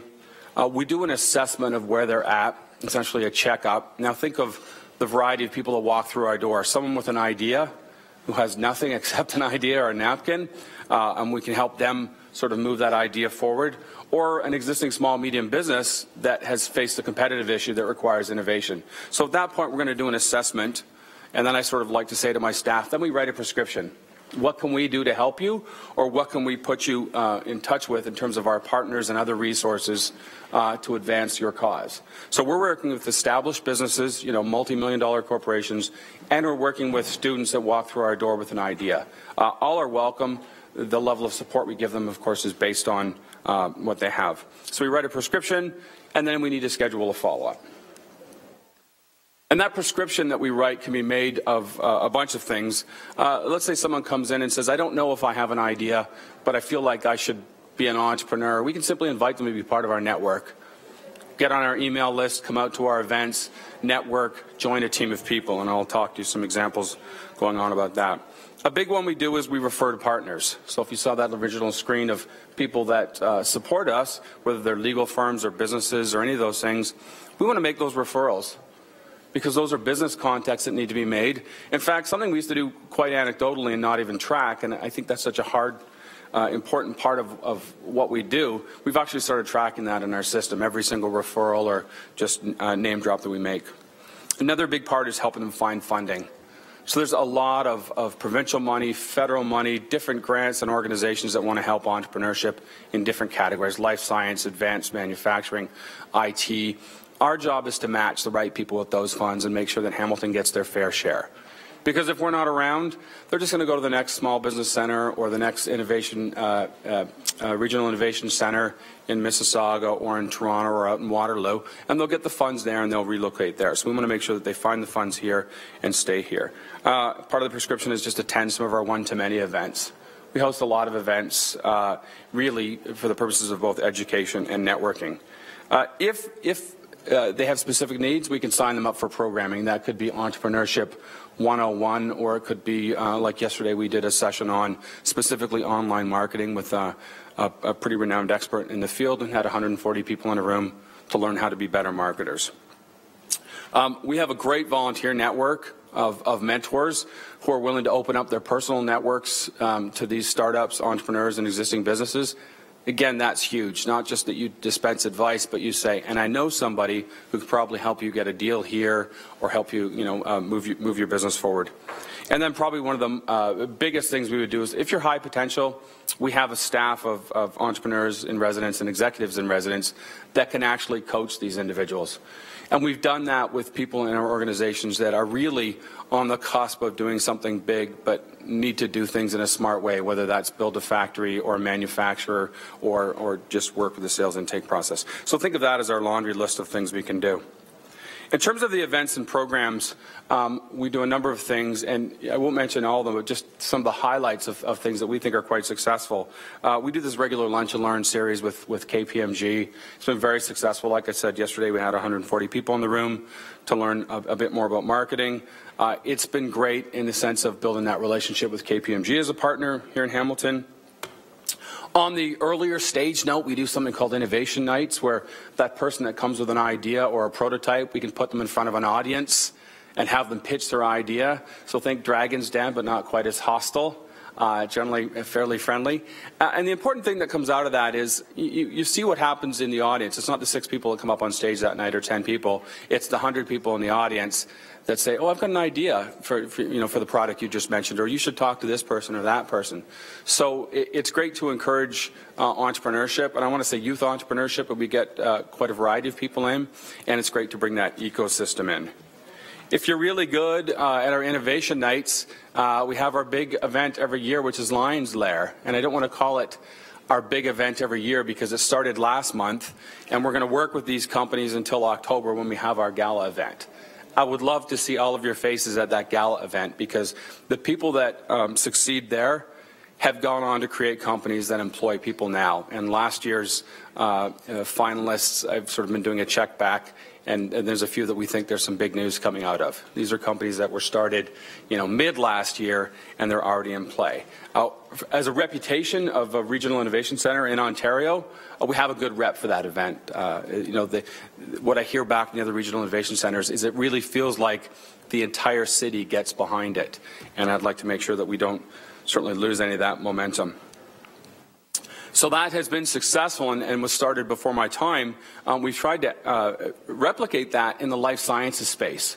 And this is something we did last year where we essentially had the same sort of business plan competition in the life sciences space, specifically to bring in things that can be commercialized within HHS or St. Joe's or in some McMaster University or Mohawk. And that space is bigger than just medical. It's medical devices. It's, wearable computing and the things that are moving so quickly. That was tremendously successful, and I'm happy to say that the people that were finalists in that have ideas that could change the world. They could make it a better planet to be on based on the things they did. I'm always thankful for sponsors of those specific events. The ones I want to call out are the ones that aren't Hamilton companies. They're industry companies, they're leaders in their industry that came out to be judges and to offer prize money and to offer meetings as part of that. So if you look at having Janssen, which is Janssen Pharmaceuticals, which is a Johnson & Johnson company, certainly GSK, Trellis Capital, a venture capital firm in Toronto, and Ada Innovations, which is a manufacturing company in that space. Having those people there sent a message to the rest of the regional innovation centers in the province that we're a player in this space. And this was our very first event. So we intend to replicate that over and over again for sure. Startup Weekend is just a great event, and I bring this one up because this is something we started at the Innovation Factory. They happen all over the world, in fact. We started one in Hamilton through the Innovation Factory. Now we don't run it. The community runs it. They nominate the leaders to run the event. They go out and find sponsorship, and we participate in it. And that's the way our organization should work, right? We should rally a community of interest, help them get started, set them free, and not just create a financial dependency on yet another program that we run. So that model to me is great. What happens at this event, and this is around sort of the IT and commercialization, is someone comes with an idea. They've got essentially start with nothing. They form a team, and over 54 hours they try to build an actual company out of that. And usually what happens is a bunch of them sort of go, that was fun, that was interesting, and they move on to their jobs or education. And usually a couple have stayed behind. And of course, one of the startups that happened over those 54 hours last year ended up being a finalist in Lions Lair. And oddly, I got a call from a university in Waterloo who was looking for that company because they were trying to buy their product. So just completely unrelated, but they saw them on our website and said, how do we get in touch with these people? I didn't mention, the whole connection to our university system because we don't want to spoil that deal. We do some programming which are more like classes. Our sort of head office we refer to as Mars. That's our equivalent in Toronto, a regional innovation center in Toronto. And they run programming like Entrepreneurship 101. So we do these intensives, these 10-week every Friday morning intensive that people can sign up for. If they're clients of ours, which there's no cost to be a client, they get that for free. If they're not clients, I think it's $600 or $700. So it encourages people to come in and tell us about their business and seek assistance. It's a very successful program. The one I wanted to stop on, though, is the one that I'm sure very few people know about, and that is our LIFT program. So like I said, we can create startups. That's a great way to create 1 or 2 jobs, maybe with a future of a lot of jobs, as we sort of plant these seeds. But when you look around Hamilton and you see the number of small, medium enterprises that employ 10, 15, 20, in our larger organizations, thousands of people, we have to pay the same amount of attention to keep them healthy as we do to grow something from a seedling. And that's what we've been sort of I would say experimenting with in the last couple of years because we need to sort of find out which programs work.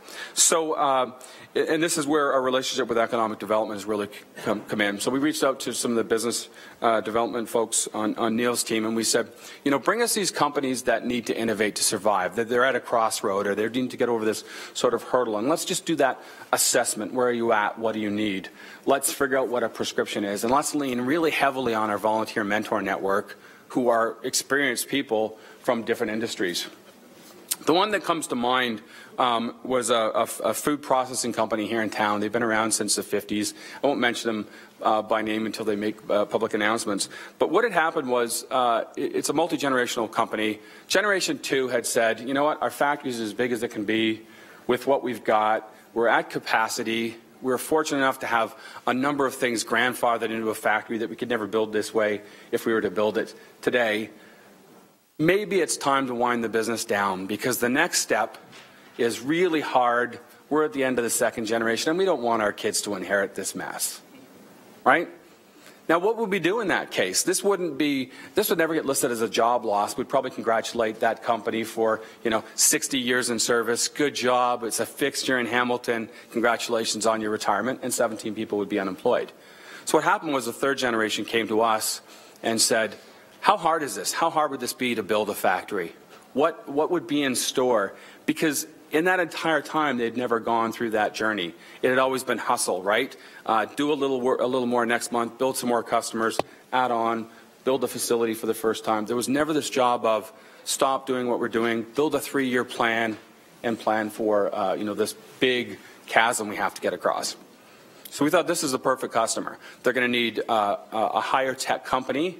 So their business isn't technology by any means, it's food processing, but advanced manufacturing, all of that stuff is the technology. We brought in one of our volunteer mentors who had had experience with Sara Lee and some other, higher-end food processing places. And we said, we're going to pay you for a week to be a consultant. And we're going to expect a great rate because we're a not-for-profit, and they did that for us. But we said, we're going to give you a week with this company, and we want you to get inside their head and find out, you're not going to write a business plan for them, but you need to help them get their arms around how big this journey is. So who are the people that need to be involved? Who at the city? Who at your bank? What are your assets? What's the valuation of the company if you even pass it on to the third generation? Because just putting a value on it creates family issues. And so he spent a week in there. And so the immediate positive income, I'm not guaranteeing anybody goes off and builds a factory, but the immediate positive income was we ended that. He wrote a report. He handed it to us. And then we interviewed that company and said, so what's your plan? Their plan is to keep that consultant on board. Big win for us, because when you're a small company, hiring a consultant is very scary. So the first thing of, creating a trusted advisor consultant in that space was hugely important. And they're going to keep investigating what it would take for them to take that next big step. This, to me, was the kind of win that we need to replicate. We need to find all those companies that are going to quietly close down and maybe even celebrate, 50 years of service and figure out how can we help them succeed that business either to different people or to family or to, acquisition. And it's all about helping them understand valuation. What are my options? Because they got there through hustle. You don't get to this next step through just hustle. You need the expertise. So that's where we're really taking this program, and hope to have more success. So moving forward with the city, obviously we're requesting the continued financial support of the city, the same that you've submitted to or committed to in the past. I do need your personal support to help us celebrate those successes. We have a ton of wins in Hamilton. We have a bit of this inferiority complex. We used to be a steel town, and now we're trying to build this business up. Well, there's a lot of those that are there we need to celebrate, and I need you to help me with that. I need you to send your constituents to us because if you're a horse farmer in Flamborough, there's technology probably that you should be engaging in, or maybe you have and you want to commercialize. So there, don't think of just your technology constituents. In return, it's my job to make sure that Hamilton gets their fair share of any funding out there that gets directed to our companies to help them to grow. It's our job to help those businesses, like the different ones I mentioned, innovate and compete on a world stage, not in Hamilton. That's a lesson we often have to give. To be a catalyst for getting all these different groups to work together, whether it's MAC and Mohawk and St. Joe's and Hamilton Health Sciences and individual entrepreneurs and small and medium enterprises. Our job is to bring them together and then to help build that next generation of companies. So thank you very much for your time. I appreciate your support in the past, and I'm happy to answer any questions that anybody might have. Thank you for the presentation, and I have Councillor Clark and then Councillor McCaddy. Councillor Clark, please. Yep, thank you very much. I just have a few questions first and then little comments if I can, Mr. Chairman. Looking at your financials, which is The first place I already start, and I want to thank you for providing all of the information, very forthright. I was trying to understand the nature of the government grants. It looks like it's $898,700 in 2013. Is that a grant that is replicated year after year? Is it so the actual creation of the Innovation Factory was based on that grant. It's a provincial grant. We now have a second 3-year contract with the province, of which we are in that first year. So we're around, like it or not, for another 2.5 years. Okay, and so again, when I was reading the financials and I get to the year ends, I'm assuming that, and according to the statements, it looks like that overall grant, you're deferring it out each year so that you've got it each year out? No, I don't think how we represented that. We defer the money in until we claim, and we do claims, I believe, monthly or quarterly. So we can't call that, $800,000 in our bank account at the beginning of the year. We have to defer it until we, meet our reporting obligations, and then the money is released. Actually, the money is released on, I believe, a quarterly basis. Okay. So, because I just want to make it clear to the public, because someone might be, it shows your year end in 2013 with your cash flow of $285,000 in the bank, but that's not really money in the bank. That's money that's also has to be spent the following year, right? Because you've deferred the revenue out to the following year. So your actual year-end unrestricted fund balance is only $38,000. Right. Our job is not to have a giant surplus in the bank, and we get paid in such large sort of lump sums. It's really to manage cash flow as closely as we can. If there's money in the bank, we should be spending it on programs. Thank you. Without liability, of course. I understand that. And you're also registered and you're following the standards now for a not-for-profit organization. Yeah, that was started just before I came on board to adopt those measures. I really want to thank them for providing the documents. It's unfortunate that some other groups in our community don't understand the value of the audited financial statements. These documents really help us understand very clearly where you would get this more than anyone in terms of where your organization is going, what you're capable of. I want to thank you for some really interesting programs that you're correct. You're the talk of the town in Toronto in terms of Lion's Lair, and it's nice to hear when you're out of town and you're dealing with different entrepreneurs. They're talking about things that are happening in Hamilton. So very, very, very pleased to hear that. And the LIFT program, Mr. Chairman, I think there's significant potential there, and I was very pleased to see that because quite frequently Mr. Everson and I will end up talking to, and we won't mention a couple of them, we lost a couple, others we saved, but a couple of businesses that are finding themselves in a situation where they just want to sell, And when you sit down and talk to them, it's really because they don't know what to do next. So the easiest solution is just to sell. And there's always business agents willing to help them with that. So your LIFT program actually gives companies like that, many of them are family companies, it gives them an opportunity to look at one other alternative that they may not have thought they could do on their own. In the age of businesses in Hamilton, given where our biggest industrial economic boom was, all of those companies are sort of at that age now. So there's a big risk that if we just sort of trickle through this, we won't make enough difference. The experimentation we've done was we thought it was an education thing. We do seminars and those kinds of things. We've realized that it needs to be more proactive. We need to drag some of them in because frankly they don't even know they need the help. Drag them in, show them that there's some light at the end of the tunnel and that we might be able to help get them there. Thank you. And Mr. Deputy Mayor, again, I want to thank the Board of Directors. I remember the first time they came forward. We didn't have financial statements. We didn't understand the governance structure. There was a lot of questions that we asked before the council was willing to move forward. And I can honestly say that this council does that very well. So they don't just hand out money to anyone that comes in with a plan for taking the money. And you've met all of our requirements and then some on and actually proving significant success. So thank you very much. Great. Thank you for the feedback. Thank you, Councillor Clark. Councillor McHattie. Thanks, Mr. Deputy Mayor, and thanks, David, for a great presentation. I wonder if you could get us a copy of that, because I don't think we have Absolutely. that in front of us. We can share it electronically. Yeah. Yeah, that'd be tremendous. There's a lot of great information in there.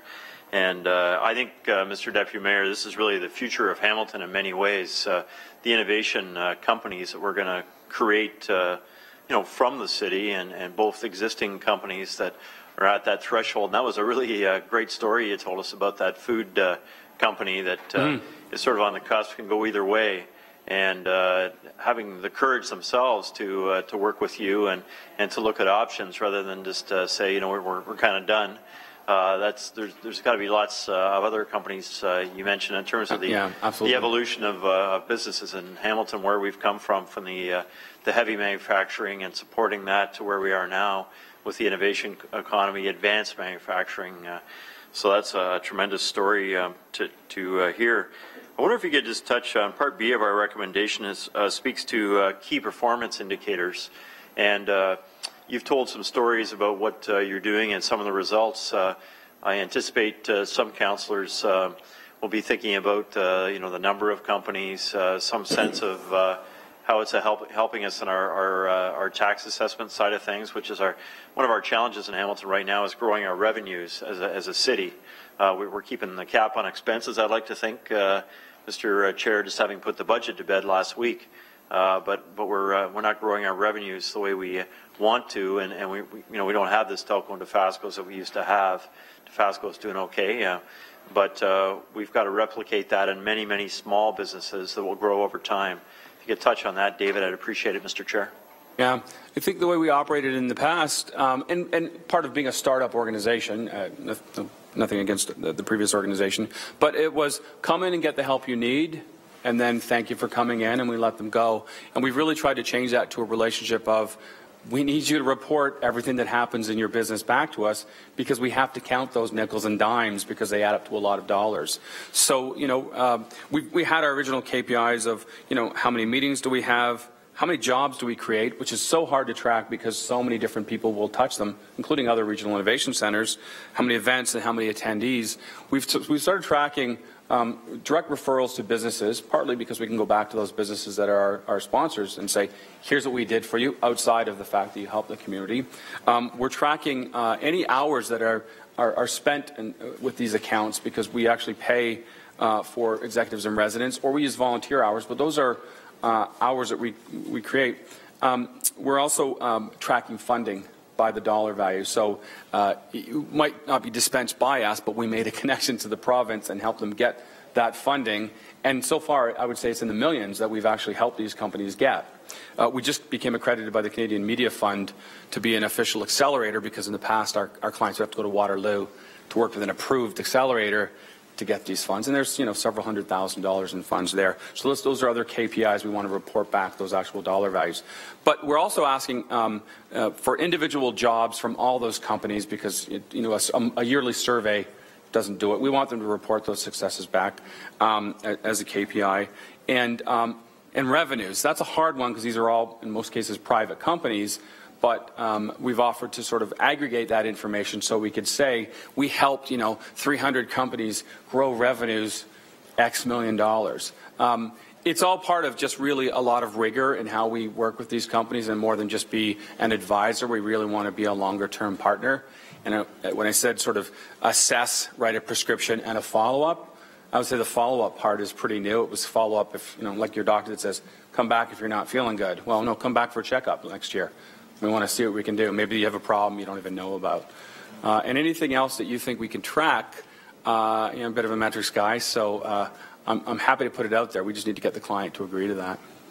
Well, that's tremendously important for us. I'm glad Neil added the Part B on the KPIs, because we have to tell the story to our constituents, and we have to tell the Hamilton story to other investors, people that Neil is meeting with, councillors meeting with various companies considering Hamilton, and really exciting Hamiltonians too, that we're heading off in an exciting new direction here in our city, and innovation is really the lead on that, and that allows us to tell that story is clear terms as we possibly can. Completely agree. I sort of think our role also is this cheerleader role.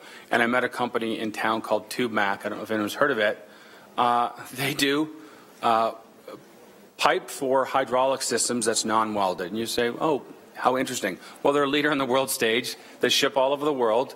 Their manufacturing facility is like a clean room manufacturing facility with precise manufacturing. And when we think of manufacturing in Hamilton, we assume people are going to come out dirty, covered in coal dust. And here's a place you see it, and they're wearing hair nets, and they're doing advanced manufacturing. I had nothing to do with their success, but I want to be a cheerleader for that because I want the perception to other Hamiltonians is we're trying to grow this. We're not trying to build this from scratch. This is in our DNA. We've already evolved this. So you've got lots of mentors in the city and surrounding areas. This isn't, an unnatural behavior for a manufacturing town. Maybe just the last comment, Mr. Chair, David.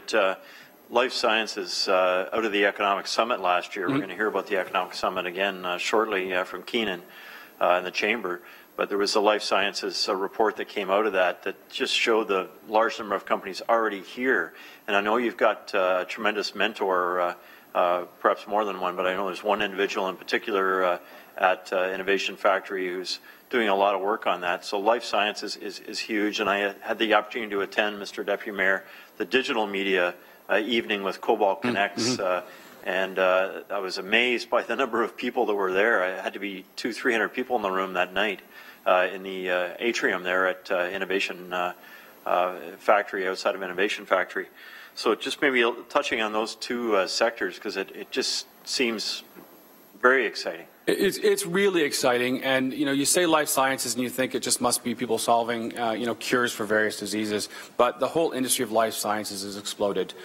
Bernard Lim is the entrepreneur in residence you talk about, who's built a life sciences company or several, and has sold them off. He's a Hamilton resident, wants Hamilton to be the best place for that, and acknowledges that we have these great resources. We have the university, we have Hamilton Health Sciences, we have St. Joe's, and a whole bunch of other support companies. Keenan, who's coming, his group, in fact, when Keenan was at the Innovation Factory and then carried it to the Chamber of Commerce, wrote this report on the life sciences industry cluster here. And so what the Innovation Factory has done is taken over the lead now on bringing those people together. We're not going to make St. Joe's or HHS commercialize something that doesn't exist. We're going to help them discover something that's already inside their organization and help them partner with other organizations because, people tend to stay introverted. So we've had our first initial meeting with St. Joe's and HHS and asked them to nominate those people. And we brought in McMaster and Mohawk. And our job is to now say, all right, we've got this working group. What's the next level to build it out to? Let's share what we know is already successful. Let's bring people together that haven't cooperated before but can be greater as a team. And then let's build up these younger entrepreneurs and research scientists to commercialize here, not to go look for a job for a pharmaceutical that's in California or something, to get the resources to build it here. And so I'm very excited about that. And again, it's, if you take our Lion's Lair and turn it into Synapse, we just had some great companies, and we got great feedback from the outside pharmaceutical companies that were represented. Thank you, Councillor McHattie. Councillor Partridge, please. Yes, thank you, Mr. Deputy Mayor. And David, excellent presentation as usual. Just two quick questions. Can you just expand on your partnerships a bit? Are you working with the Small Business Enterprise Center downstairs? Yep. I may have missed that in your presentation. Yeah, we are. We have a great relationship with Kristen and I. Meet actually once a month. We have a smaller working group. There's a bunch of things we overlap on, like youth at risk projects. So there's youth entrepreneurship and a whole bunch of those things. So generally, we try to pick up the phone and say, who's going to take the lead on this? Instead of competing for dollars and both of us presenting a youth strategy and those kinds of things. So we refer customers back and forth. A lot of people that come to us are just building companies. I want to open a restaurant. Nothing specifically innovative about that. There's just a business startup. You should talk to the Small Business Enterprise Center. So we work really closely with that. We're actually working on trying to get them more involved in Lion's Lair, which they have been as a sponsor, but in terms of maybe we should be applying for some federal our provincial funds to make that event even bigger. So I think we just have a great working relationship. Yeah, thank you for that. And I knew that you did, but I wanted to make sure everybody else heard about that because, you know, that is very, very important. It's not a duplication. It's a good synergy with Innovation Factory and the Small Business Enterprise Center working together to really support our entrepreneurs and just, you know, who can help best and can we do it together. The Flamborough Chamber of Commerce, you working with them in any kind of partnership? I attended the last event. In there we were discussing, we were discussing how do we work with the other chambers of commerce to move some of our innovation nights out of the McMaster Innovation Park and out to different places. So we tried doing it at Mohawk and McMaster to get more students involved. Wildly successful. Yes. Actually, at the Flamborough event, it was, excuse me for not remembering the name of the Stony Creek Chamber of Commerce. Dave Cage. Thank you. About saying, how do we get there? How do we push the borders here? And maybe even do it in conjunction with the Regional Innovation Center in Niagara. Again, we don't need to, you know, hold our clients close to the vest. We can sort of share resources. Right. The big fight comes when they want to build a factory. We want to make sure it's here. We want to make sure that it's here. And you did mention about doing the outreach and getting out into more of the suburbs. And I would encourage you to meet with Aaron Kirsten at the Flamborough Chamber and really talk about what kind of a partnership and synergies you could have to work together. I agree. You know, it's just, and I myself have referred mentors to work with some of your entrepreneurs and some young entrepreneurs that, because I just think your program is so valuable.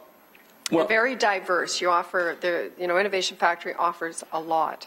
And as a Waterdown resident, there's actually a whole bunch of companies in the business center at Highway 5 and Highway 6 that have actually helped in manufacturing and a bunch of other things for our clients. So you're absolutely right. We need to do more in that area. Yeah, and that, again, is another success story.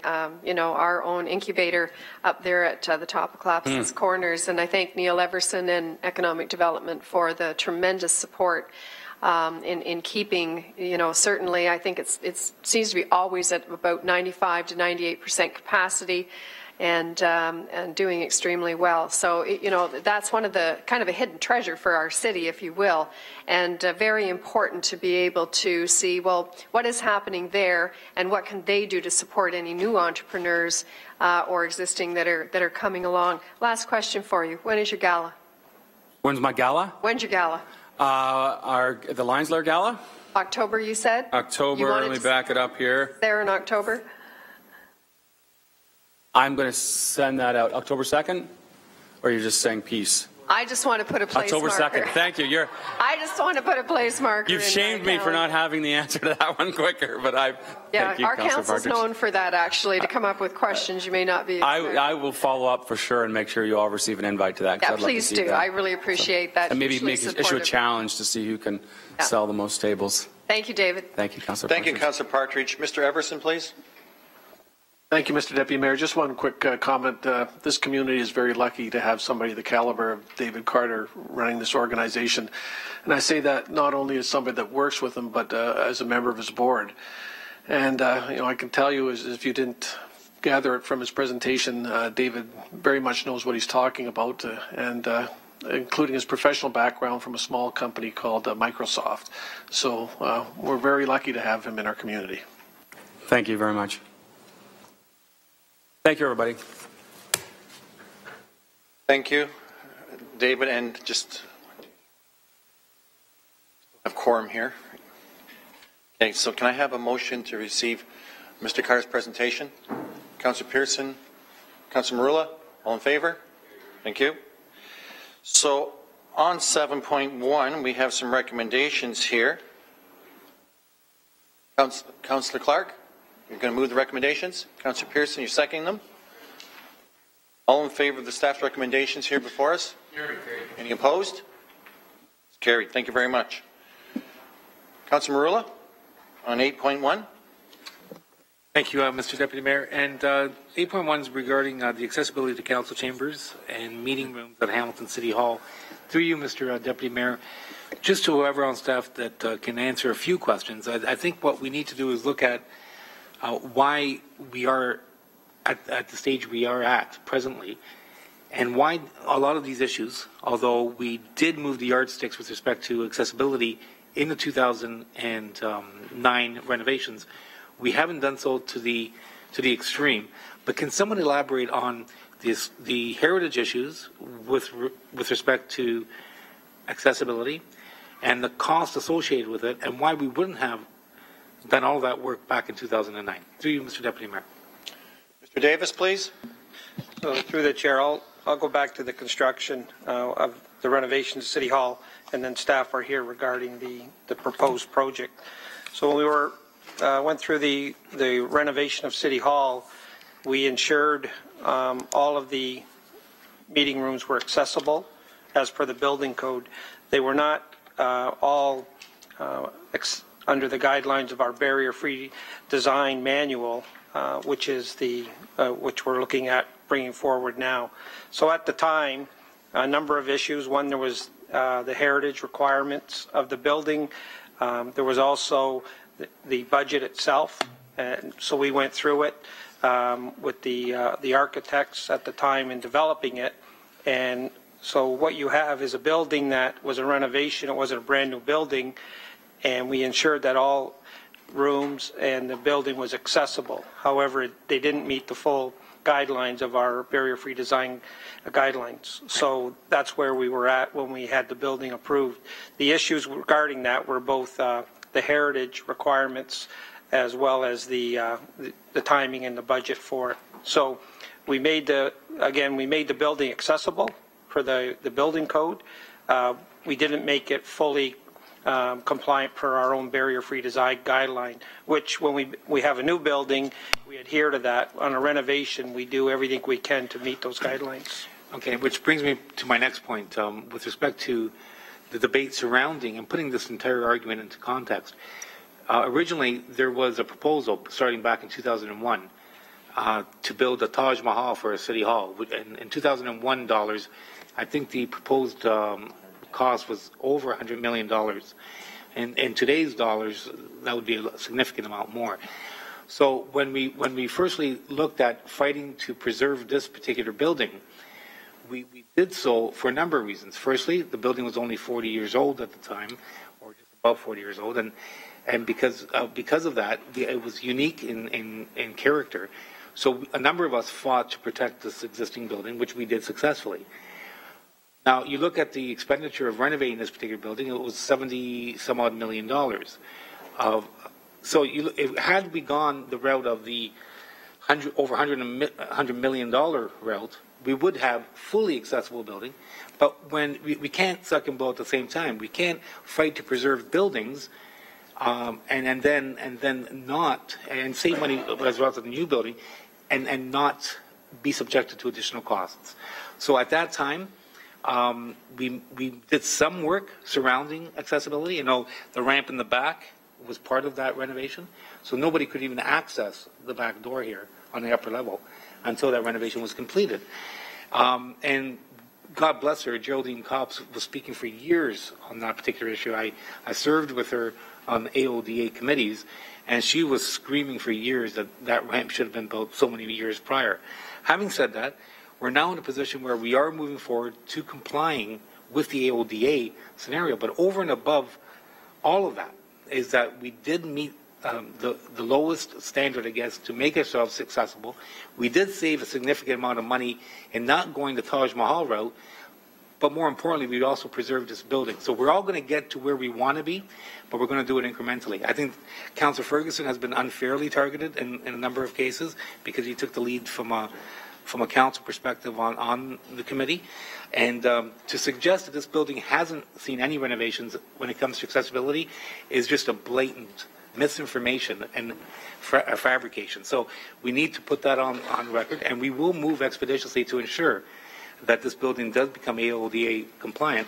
I served for the last 25 years working with people with disabilities, and the AODA was born half employment, where I served as an appointee to a provincial body accordingly. So I understanding the complexity of this issue and also the cost associated with it, not only from a public sector, but also the private sector, and the fact that this is legislation that's being imposed on not only municipalities, but on the private sector, that we need to get ahead of this because this is just another form of downloading. And although every single building that is public and private should be accessible, there needs to be a shared cost with all levels of government to ensure that we get to where we need to be. And I appreciate your time. Thank you, Councillor Morrow. Councillor Ferguson. Thank you, Mr. Chairman. And I appreciate Councillor Morrow's comments. I can assure everyone that when the renovation was done to this building, as Jerry said, it met the OBC. So the Ontario Building Code was met. And when we did the exit interview with the consortium to build it, we asked them, what was your number one issue? We thought maybe it was controlling costs because you're going into a renovated building. And their number one issue was heritage. It's a heritage designated building, and you got to go to the Heritage Permit Committee to get approval on this thing. And I tell you, Marnie Clucky's here today, but it's in the report. They will oppose this because you're messing with these doors, which are a heritage feature, and so they will recommend that we not proceed with it. But council will have to do what we did with the skin on this building. Remember the marble? Do you remember the opaque coating of the concrete over the wishbone? There's about 6 or 7 issues where the steering committee, the City Hall Renovation Committee came to council and got heritage overturned. So be ready to do that again because they're going to say no. Those doors are the original doors, and this is the lion's share of the work. These doors right here, they have to replace all that glass. And so I did have a conversation with Marnie. Once again, Marnie can speak for herself, but it'll be doors now. You walk up on those slide. You won't have to touch them. And they will go to the way better. And to the clerk's office, Marnie also says they'll be fixing these screens that come down, we go in camera so they won't catch anymore. So I know we had a resolution through council to deal with that. That's all also part of this scope. So these things pop up, we have to fix them, and I fully support Marnie's recommendation that's before us today. Thank you. Thank you, Councillor Ferguson. Councillor Clark, please. Yeah, thank you very much. And it's great to hear all the additional benefits that will come to us as a result of the changes. But I want to thank Marty and stress that when we're looking at a building that was already designed and you're trying to make it fit, and you're working in the environment of the code of the day, things will be different 5 or 10 years later. It's the nature of the beast because the code changes. And I recall, I think it was Councillor Morrow, and there was a few of you that were raising the concerns of Councillor Morelli about AODA and the fact that it was coming and we really didn't know all of the impacts it was going to have on all of the facilities that we had, but he was regularly issuing the caveat that there are going to be impacts across the city that we still don't know of because of that rather large piece of legislation, which is incredibly prescriptive, as we now know. We have no choice as a municipality by law, but I think we also have no choice in terms of the moral and spirit of the law, and that's to have dignity, to have people that, you know, if you have some immobility, you shouldn't have to sit outside a door waiting for someone to come to the door to open it for you. That's not what we expect now. We expect to be accessible, and some of the doors are like that. So, you know, this report found out which ones are, and we'll fix them. And I think it's a good thing to happen. There are other things that we still have to touch on. Glass doors that are coming in, we need to make sure that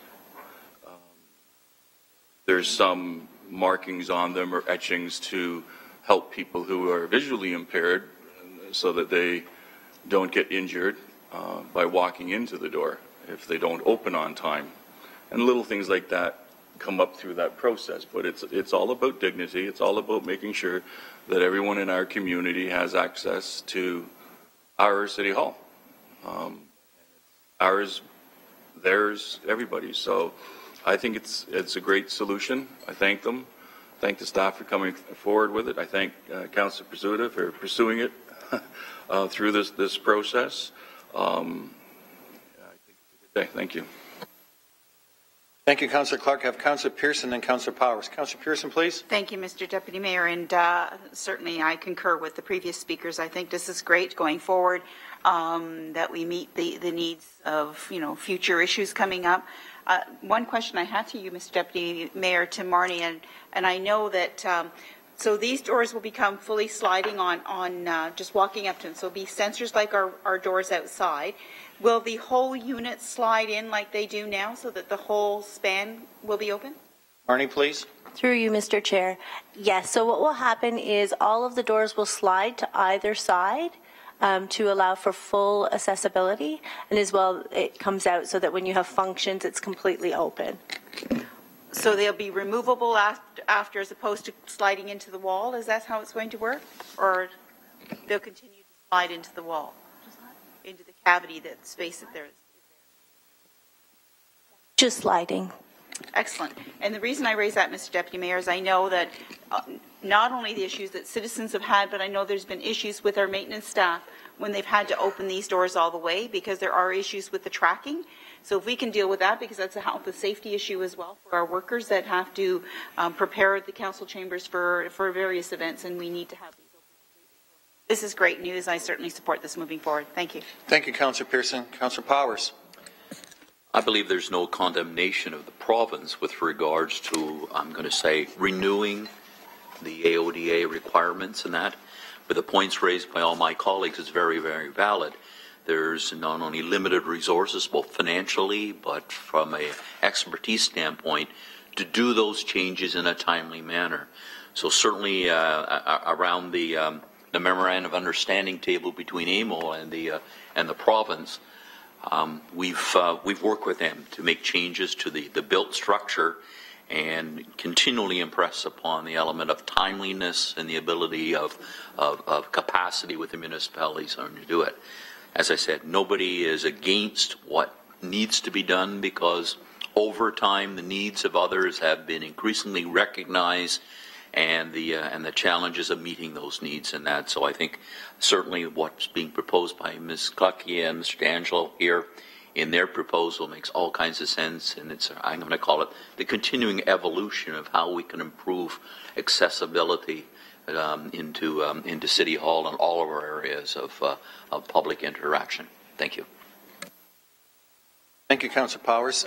Councillor Morrow, can you take the chair for a moment, please? Through you two, and the report is here before us, through you, Mr. Chairman, to staff. So the report's here, but for the general public that are listening, watching in, this passes here, goes through council and passes. What's the timelines to complete the project? Through you, Mr. Chair. So what we would propose as the recommendation was to finish the design off this year, put the remaining funding required through the 2015 capital budget process. It would tender this year and close and be ready by December, but actual work would be awarded in January of 2015, pending the capital budget approval process, and that the work would commence because there's that time frame where they mobilize, get the equipment, and submit shop drawings. So the actual work would start in June. And the council chambers doors would be done over the summer to minimize disruption and ensure there were no committee meetings in process, with completion in September of 2015. Thank you, Marnie. And as Councillor Clark said through Mr. Chair, that I kind of instigated this sitting here and watching people try to get through the doors, and it was difficult to watch. And then, of course, people would help them come through. But whether they were in a mobility unit or with a cane or crutches coming through, it was quite troubling. So I know it's a lot of money. It was too bad we couldn't have included it during the project when the renovation, but I guess we're here and now, and let's deal with it. So I'll take the chair back. Councillor Morrow. Go for it, yeah. Thank you. So on the recommendation here before us, Councillor Pearson, Councillor Ferguson, all in favour? Any opposed? Seeing none, thank you. Just want to remind the committee, we may have difficulty keeping quorum today. Some are not here, some have left. If we can just keep it rolling here, so please. On to item 8.2. What's the committee's pleasure?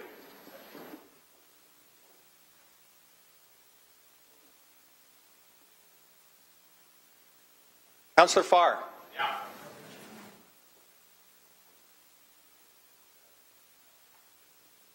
Councillor Collins is going to be coming in soon, I believe, to also speak to this item, 8.2. Committee will note, there he is, notice of motion that is on today's agenda as a motion as it respects the low-hanging fruit with respect to two-way conversions. I've had an opportunity to meet with Councillor Collins on this issue on a few occasions since the notice of motion. I'm going to leave it to the Ward 5 councillor to bring forward what I think is a good idea as it speaks to maintaining a decade-long average relating to conversions. So at this point, I wouldn't mind, now that he's stepped into the room, to pass the microphone along to Councillor Collins. Then if you could put me back on the list, as it may result in my moving or lifting my motion forward, or actually just cancelling the motion altogether. Okay, Councillor Farr. Councillor Collins, the floor is yours. Thanks, Mr. Chairman. And the report that we have in front of us on 8.2 is essentially the report that was requested after the work that was originally started by Councillors McCaddy, Farr, and Councillor Morelli. Thank you very much. And there was a committee struck, as you know, to meet with wards 1, 2, and 3 residents to talk about two-way street conversions. And the report that we have in front of us suggests, subsequent, thank you, Councillor Jackson, subsequent to the meetings taking place in the public, there seemed to be a desire, especially in the downtown area, where we had approved as part of the Downtown Transportation Master Plan, a plan that would convert almost 15 streets into two-way over a period of time. Unfortunately, when that plan was presented and passed, I believe it was in 2004, and again it was in front of this committee and council in 2008, there were no timelines or budgets attached to those conversions. So our staff were kind enough to, most recently and as part of this report, present to us the both completed and planned conversions that are part of the Downtown Transportation Master Plan. And again, following up on the good work of the public consultation that took place between downtown residents, councillors, and our staff, there seemed to be a desire to move forward, to continue to move forward. And the request that I made last year was that staff come back with an implementation plan. What we have in front of us here suggests that we delay the conversions until we study again the citywide transportation master plan. And again, it's suggesting a delay. I would suggest that based on the past work that we've undertaken, and we're averaging, if you look back through the past capital budgets, we've averaged about 1 two-way conversion a year. So with that being the case, I'm not certain I want to present it as part of the motion here today, because I don't want to spring it on everyone, knowing that we've had a lot of discussion on this. I would suggest that I'll present this motion, and I'll seek your guidance, Mr. Chairman, as to whether you'd like me to present it under notice as a motion today, or we could always table this report and ask that it come back with this motion attached, and that would give everyone an opportunity to consider whether they want to support it. They'd have an opportunity to ask staff some questions. Essentially, the motion would read, whereas the city's capital budget has on average accommodated approximately 1 two-way conversion per year over the last decade, and whereas there are currently 9 streets approved for future two-way conversions without funding as part of the Downtown Transportation Master Plan, and whereas the necessary approvals are in place for the aforementioned 9 locations, and whereas there are no resources for conversions in the approved 2014 capital budget, therefore be it resolved that Rebecca Street be redesigned to accommodate two-way traffic as part of the Traffic Department's 2014 work plan, that the 2014 annual traffic calming account be utilized as the funding source, that as part of the 2015 capital budget process, staff provide an accelerated conversion strategy for the remaining 8 downtown transportation master plan streets, i.e. 2 per year or more, with funding alternatives including but not limited to existing Public Works Department block funding and ward area rating allocations. The Rebecca Street, I should have noted it in the email, and I was just trying to finalize the cost. I believe the chart that we had the other day, it is the least expensive of those on the list. It's, I believe, $50,000 for the conversion. Staff have noted that we've already approved a traffic calming budget for this year. There's $350,000 in that account. That account certainly could accommodate the conversion without increasing taxes. Essentially, we could use existing budgets, approved budgets, for the conversion. And so this at least keeps pace with past investments. And the last part of that motion, as you'll note, advises staff to come back with a plan in 2015 for the new council to consider whether they want to keep with that 1 per year average or they'd like to accelerate it. So I'll present that as I guess a notice of motion. We can maybe choose to table the one that we have here, and members of council will have the opportunity then to ask questions of staff and or the ward councillor about where we go with this issue on a go-forward basis. So I put that on the table for consideration. Okay, thank you, Councillor Collins. And Councillor Farr, you did have the floor and you passed it to Councillor Collins. So I would only add at the appropriate time when we come back to the notice that we include in the staff report attached to the answers that Councillor Collins is seeking, and I'll look forward to seconding that at the appropriate time down the line. Al was good enough to send councillors a reminder of those low-hanging fruit streets, and they were issued to council via email and an information type report. If it could just include those, I believe it's 9 streets when he reports back, when and if we're successful with what's before us here today. And other than that, at the appropriate time, given the nature of what would be a motion today, I have no issues with taking that motion off the floor now that we've tweaked our direction, and I'll do that at the appropriate time. I don't think I need to do it right now. Thanks. thank you, Councillor Farr. Councillor McHattie, then Councillor Clark, then Councillor Jackson. Councillor McHattie. Thanks, Mr. Deputy Mayor. So through you to Councillor Collins, thanks for the direction on this. I just had a question looking at this report that's in front of us on page 6 of 9. There's a table there that says future conversions under consideration, and you had spoken to 8 or 9 streets as part of your motion, if I understand correctly, Councillor Collins, through you, Mr. Chair. How would these streets fit under the evolution of considering the one-way street conversions or complete street conversions? Through you, Mr. Deputy Mayor. Thanks, Mr. Chairman, and through you to Councillor McHattie. Those streets then would be referred to the 2015 budget process.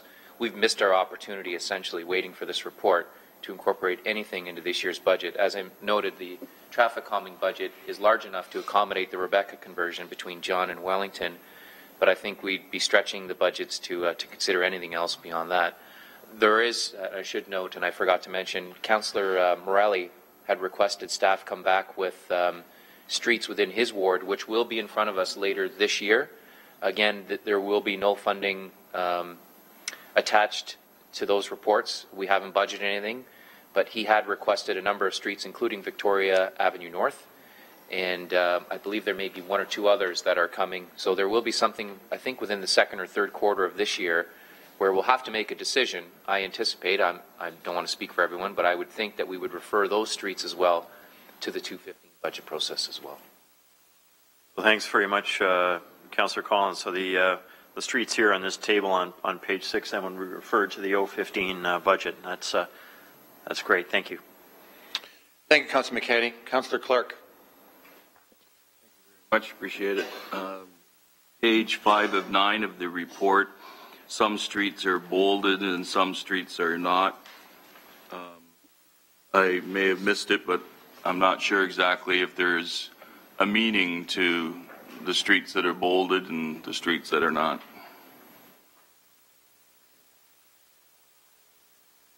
The Chair, the streets that are bolded on page 5 of 9 have been completed. The ones that aren't are the ones that would be part of the streets that we bring forward as part of the 2015 budget, as Councillor Collins indicated. Okay, so these are the 8 or 9 streets that are, as Councillor Collins and Councillor Farr has called the low-hanging fruit, that we've already approved them. The issues are funding. That's the only thing that's standing in the way. Just paraphrasing. So through the chair, these were the projects approved in the last transportation master plan, and the ones again, we've been doing it as was indicated with other budgets, but they will be the ones we'll bring forward. Okay, so, and I'm just trying to clarify, because now I'm on page 6 of 9, and these are streets that have not been considered at all. How would you describe these streets? Through the chair, these streets have been brought forward as one-offs, and they've been put on the outstanding business list to review. They were not considered as part of the original transportation master plan for two-way conversion. So they would be the streets bringing them forward. We'd have to review them on the citywide transportation master plan as well. Okay, so to clarify then, because I heard Councillor McCaddy ask the question about those items in 2015, so to the mover of the motion, the 8 or 9 streets, and we're talking about starting to move forward on those, that they get referred to the budget process so that we start to develop a capital plan when they're actually going to happen. And I see the good councillor shaking his head. And then in 2015, we would deal with the process in terms of how these streets are going to be reviewed on page 6 of 9 in that, also in that capital budget. Can I just get concurrence from the mover? Yes, thanks, Mr. Chairman. And through you to Councillor Clark, the list I was working from were those that have already been through the EA process. So from an approval standpoint, they are ready to go, subject to maybe some additional public consultation. It's been a couple of years since they were approved, so we would give the ward councillor an opportunity to meet with local businesses and residents. Those others, I think, as Jerry just mentioned, may have another round of investigation to go through, and appropriately so should be considered as part of the transportation plan review. Okay. So, and all of this, I'm quite comfortable with where we are, but I'm cognizant that we have a number of colleagues that are not here, and I appreciate the fact that Councillor Collins acknowledges that he just provided us with this copy here in a public setting. So I think the tabling would be appropriate, and leaving it as a notice of motion so that we can actually review it. And anyone can meet with Councillor Collins or Mr. Davis to clarify exactly what's going to be coming forward at a future GIC for us to vote on. But based on what I see here, I'm fully supportive. Thank you, Councillor Clark. Councillor Jackson, please. Yeah, Mr. Deputy Mayor, thank you. I'm very appreciative of Councillor Collins and Farr's prudent course of action here today to put this as a notice, table the current report, because I think the pace of what we do is very important, and how we're going to fund these conversions is important as well. So I think taxpayers need to know that, but also the pace overall of what we're doing. And it sounds like from the notice of motion from Councillor Collins and Councillor Farr that it would be a very prudent course of action, doing 1 or 2, as they've indicated, per year, pending, of course, the budget approval. And Mr. Deputy Mayor as well, a couple of weeks will give us a chance to, again in the report here, on page 5, there's 8. There's 8 streets that are not bold typed, which says they're not completed. All the previous ones here that are bold type completed, James, John, York Boulevard, the Carolines, the St. Joseph's Drives, all those in the past that I and councils past have supported. But I need to get clarified over the next couple of weeks with the ward councillors. There's 8 here that are planned, but if you flip over the page to page 6, there's 18 more that are for future considerations. And then Councillor Farr, unless I was mistaken and misinterpreted, talked about maybe an additional 9 more. So I think this couple of weeks will give us an opportunity to definitely straighten out how many in total are in the composite plan program and or might need to still go through environmental assessments? Give us a chance on where the funding source is going to come from.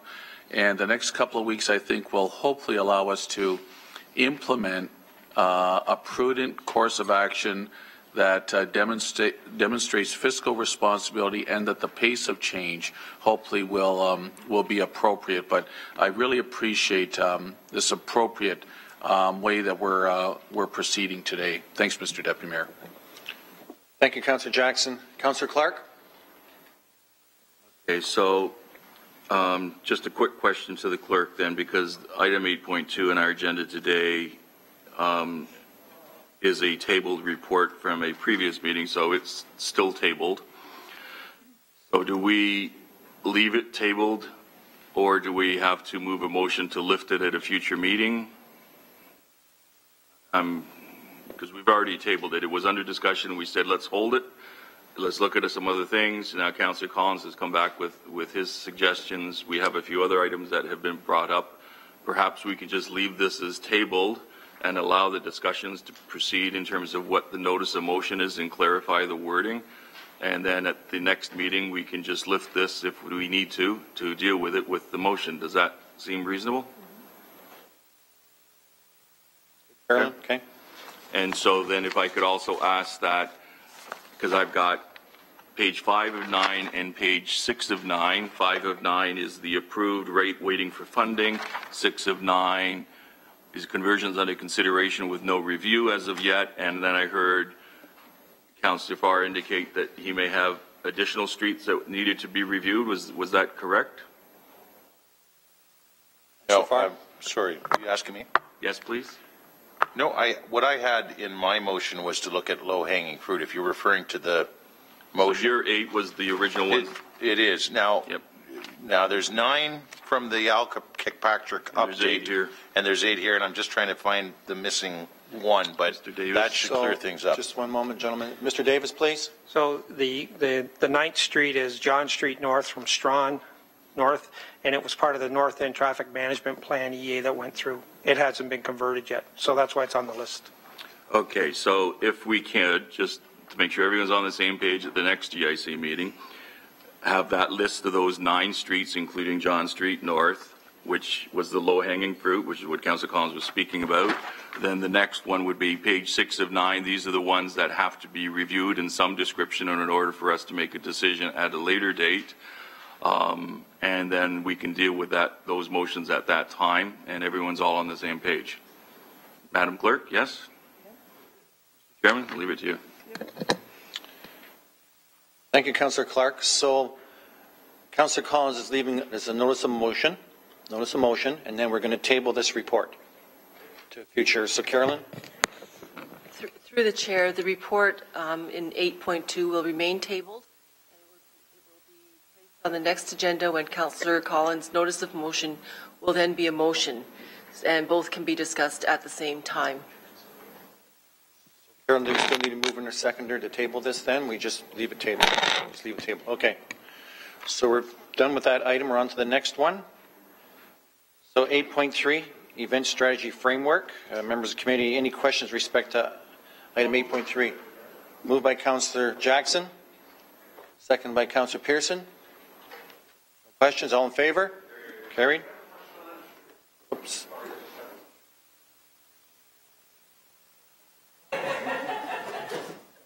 Just in time, Councillor. Councillor Ferguson. I was listening back there, and the members of the audience, we can hear what's going on in the Councillor's Lounge.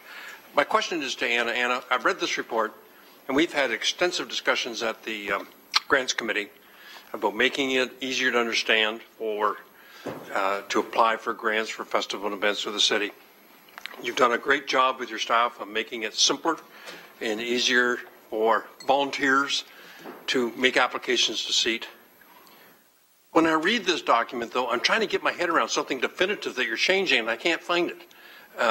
So my question to you is, how will this affect the volunteers of these festivals that have to fill out the seat application and put it in for the grants? What are they going to see that's different?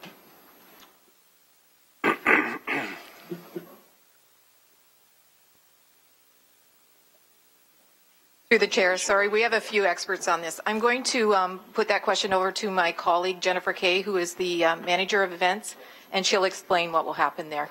The one thing I do want to stress, though, is that the SEAT process, which is the Special Events Advisory Team that looks at applications, is separate from CPP, which is the Community Partnership Program, which is the body that gives out grants. So they are completely separate. Through the chair.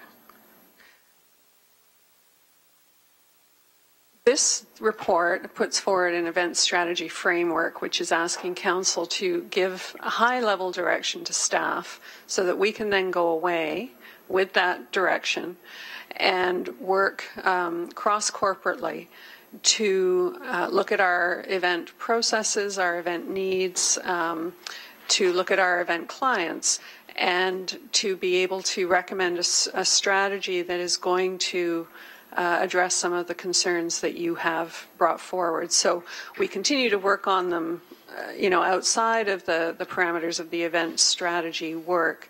But what's being put forward today is basically asking council to confirm that, yes, you want Hamilton to be seen or to be an events-friendly city, and then giving staff in the Tourism and Culture Division the direction to consult with our colleagues throughout the corporation to come back to you and say, this is what that looks like. Here's what I want to avoid through, Mr. Chairman, to Jennifer. I want to avoid a situation where you suddenly notify all the organizers of Santa Claus parades, we're not going to grant you anymore based on the council resolution that was passed April 16th. I want to make sure that if you're going to make any changes to any of our events, they will come back to us, first of all. Second of all, I don't want you, are you going to make this more difficult for volunteers who are trying to use their evenings and weekends to help the community to put applications in? Is this going to impact them at all and make it more difficult for them? Through the chair, we will definitely come back with any proposed changes. And the intent of this is to make things easier for everybody involved with events to do what they want to do. That's great, Jennifer. Thank you. My last question is, we've had considerable discussion of grants, and Councillor Powers can probably speak to this far more capably than I can. But there's lots of issues around how do you get a grant from the city? Do you go through CPP? Do you go through boards and agencies? Or in some cases, you come directly to council. And some people are saying, hey, there's some unfairness there. They're treated different and we're treated, and so on. We've instructed John Hertel to go off and come back to us with a recommendation how to deal with the arts and how to deal with the festivals. And then you've got the boards and agencies who are legislated, like police and conservation authorities. So why are we doing this independently of that? Why don't we come back in one package so we can understand it, get our head around it, and say this is our new direction? Through the chair, we are not doing this independently of the work that John Hertel is doing with the CPP review. We're working very closely with him, and we'll ensure that the recommendations of one are complementary with the other. The CPP review, of course, includes more than the special events stream, but special events staff will be working very closely to ensure that there's a good alignment. So clearly then the question is, there's no staff implications, no financial implications, no change to the volunteers. It's just an internal thing of how we make it better. Why are you coming to us today? That's just an internal thing, isn't it? That just makes us suspicious that, they got something buried on page 123 that's going to come back to bite us. So why do you have to come to us? Is it just an internal thing? Through the chair, it's what we're looking for is council's direction that, yes, this is the direction that we want to go, and we want all of the staff corporately who are involved with events to be working towards that goal. Right now, I think, and the report points this out, that there is a lack of there's confusion and I would say a lack of cohesion in terms of some of the decisions that are currently being made about events corporately. So this is really just asking council to be clear about what they want, to give staff the direction to go forward and make it so, coming back to council for approval. So if I raise my hand and support this, I'm saying I support festivals and events in our community, and I support it making it as easy as possible for our volunteers. That's what I'm saying. Is that interpretation correct? Through the chair, I would say yes, that's totally correct. Okay, thanks. Thank you, Councillor Ferguson. Councillor Powers? Very clearly, we don't need to have a number one-off. So I think the point raised by Councillor Ferguson is your review needs to be parallel with what's going with regards to the funding envelopes that are being provided to, I'm going to call it the 5 silos that are out there right now. An issue raised by Councillor Farr with his passion for the arts community, and a decision we made to kind of set aside that dollar enhancement until the complete review has taken place. I know Councillor Morrow has a passion for providing additional funding for not only the arts and the culture community. So I think we need to be insistent that the review needs to be parallel and the recommendations need to come in as complementary, or if they're not complementary, be part of the decision that we made for the, I'm going to call it the funding stream that's going to come out of that report that Mr. Hertel is going to bring back to us by the end of June, because our intentions are, as if indeed there is council buy-in, committee and council buy-in at that time, is it will be in place to take effect on January the 1st of 2015. So it will be under the purview of the new council. There will be new direction for our community with regards to how this city appropriately funds the various elements within our particular community. So I'm somewhat insistent that that needs to be there at the same time. I don't think we have any interest in dealing with the kind of the one-offs. We've been too long dealing with the one-offs, and it's time that we came together with the strategy, and certainly it needs to be complementary to, I'm going to call it the end product that we buy into. So I don't know whether there's any comments. Maybe it's me just blabbering on. Anna? Through the chair, yes, I could make a comment to that. Really, the point of this is to get Hamilton in a place where it is an events-friendly city, and the funding part of that is one prong of getting there, and it definitely has to be all aligned and done at the same time, or if it's a stool and it's a leg of a stool, if we don't have that in there aligning with it, it's going to fall over. So definitely that is part of the process, and we're very pleased that we're working with John Hertel through the whole process on the funding arm. This particular framework that we're talking about also contains other legs of the stool to make sure that we can get to that events-friendly city. So my supplementary is very clearly is the direction of Mr. Hertel and staff are working towards, as you know, because you're part of it, is the funding component.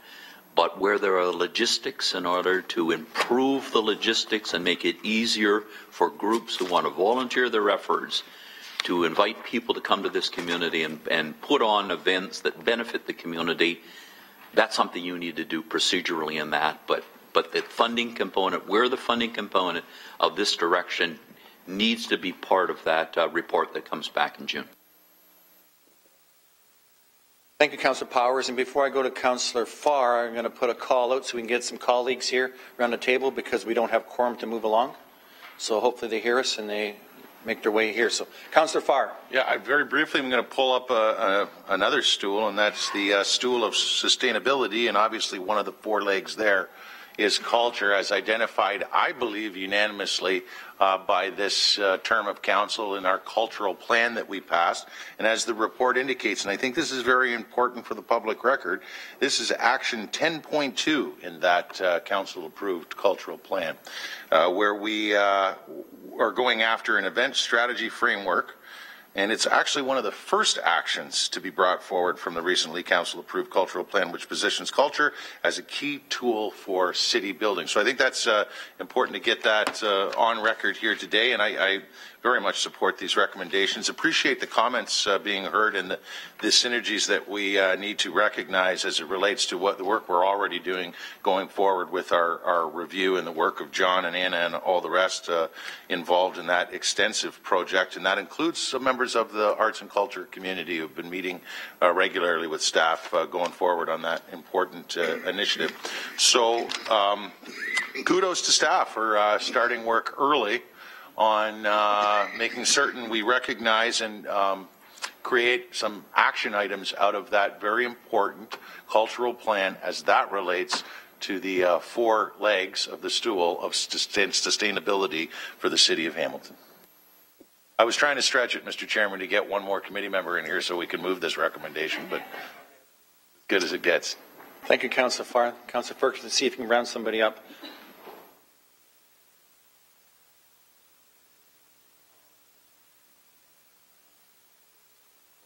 Recommendation.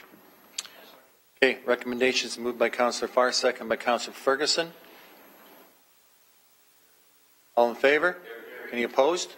Okay. 8.4, and I was just wondering here if we do 8.4 and we get to 8.5, we're doing budget here, do we want to have a break half an hour and then come back in, or would you want to do that? So let's do 8.4 then, and so it's going to be moved by Councillor Power, second by Councillor Ferguson. Councillor Jackson. Thanks, Mr. Deputy Mayor. I know democracy is alive and well. Thank you. Through you, Mr. Deputy Mayor, to General Manager Davis or General Manager Zagarek, because it's a finance report. So the C part, I just want to understand the C part because I'm a little bit confused by it. The $1,500 reimbursement for a homeowner that has had sewer backup due to tree roots, that's still in place going ahead with awarding of this contract? Because I didn't understand where it would say exclude a third party. So, Mr. Deputy Mayor, through to either General Manager Zagarek or Davis, please. Mike, please. Through you, Mr. Deputy Mayor, it would continue to be offered to ratepayers and citizens in the City of Hamilton. So then, thank you, Mike. And that's my reassurance I was looking for. So the $1,500 then would not be offered to this contractor if approved today. Is that correct? Through you, Mr. Deputy Mayor, it's offered to the property owner, not to the contractor. That's fine. I'm satisfied. I can support this. Thanks, Mr. Deputy Mayor. Thank you, Councillor Jackson, but we can do nothing with this because we've lost quorum again. No, we didn't. We had a mover and a seconder, and we didn't approve it.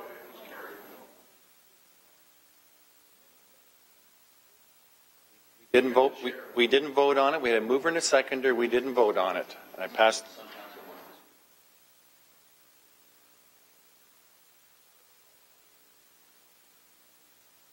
All in favor? Any opposed? Carries. Thank you.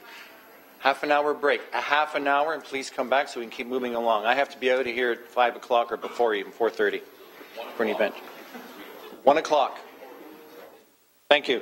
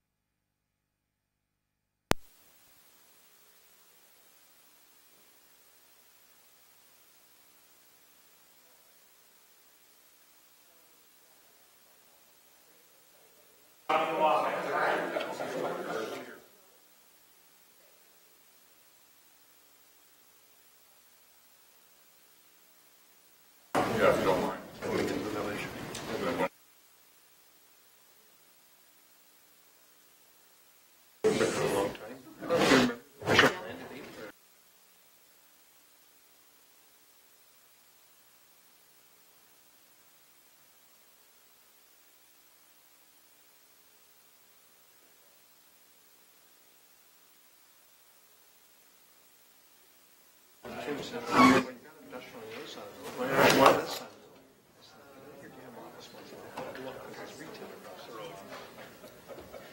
he's still pushing me with that. He says, you got me. I didn't.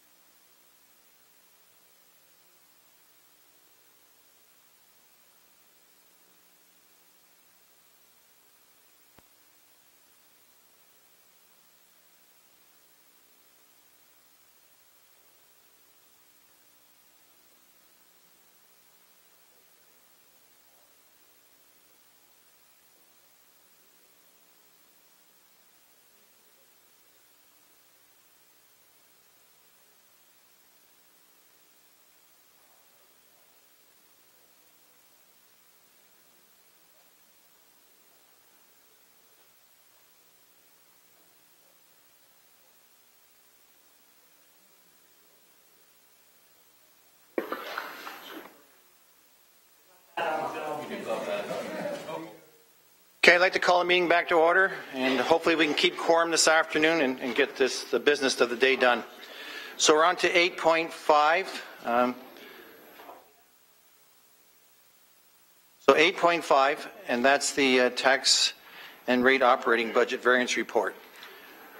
So members of committee, any questions to 8.5? I don't believe there's any presentation. So on 8.5, Councillor Ferguson. Through you to Mike, it's good news. We got a positive variance, which is always nice to see. But the tax supporting surplus, $2,087,000. How does that compare to what we had last year? Through you, Mr. Deputy Mayor, I believe we had $6 million last year. But I do want to point out that while there is a tax supported surplus in our 2013 year-end report, is we are relying more on reserves in 2013 than we did in 2012. In 2012, we were able to mitigate our reliance on reserves as a result of a surplus, but in 2013, you'll see on page 10 of 13, staff have identified the need to draw down on approximately $3.3 million from reserves, $1.3 million from the Ontario Work Stabilization Reserve, $950,000 from the Tax Stabilization Reserve and Social Services Initiative Reserve Fund, $394,000 from Development Fee Stabilization Reserve, $386,000 from the Waste Management Recycling Program Reserve, and $300,000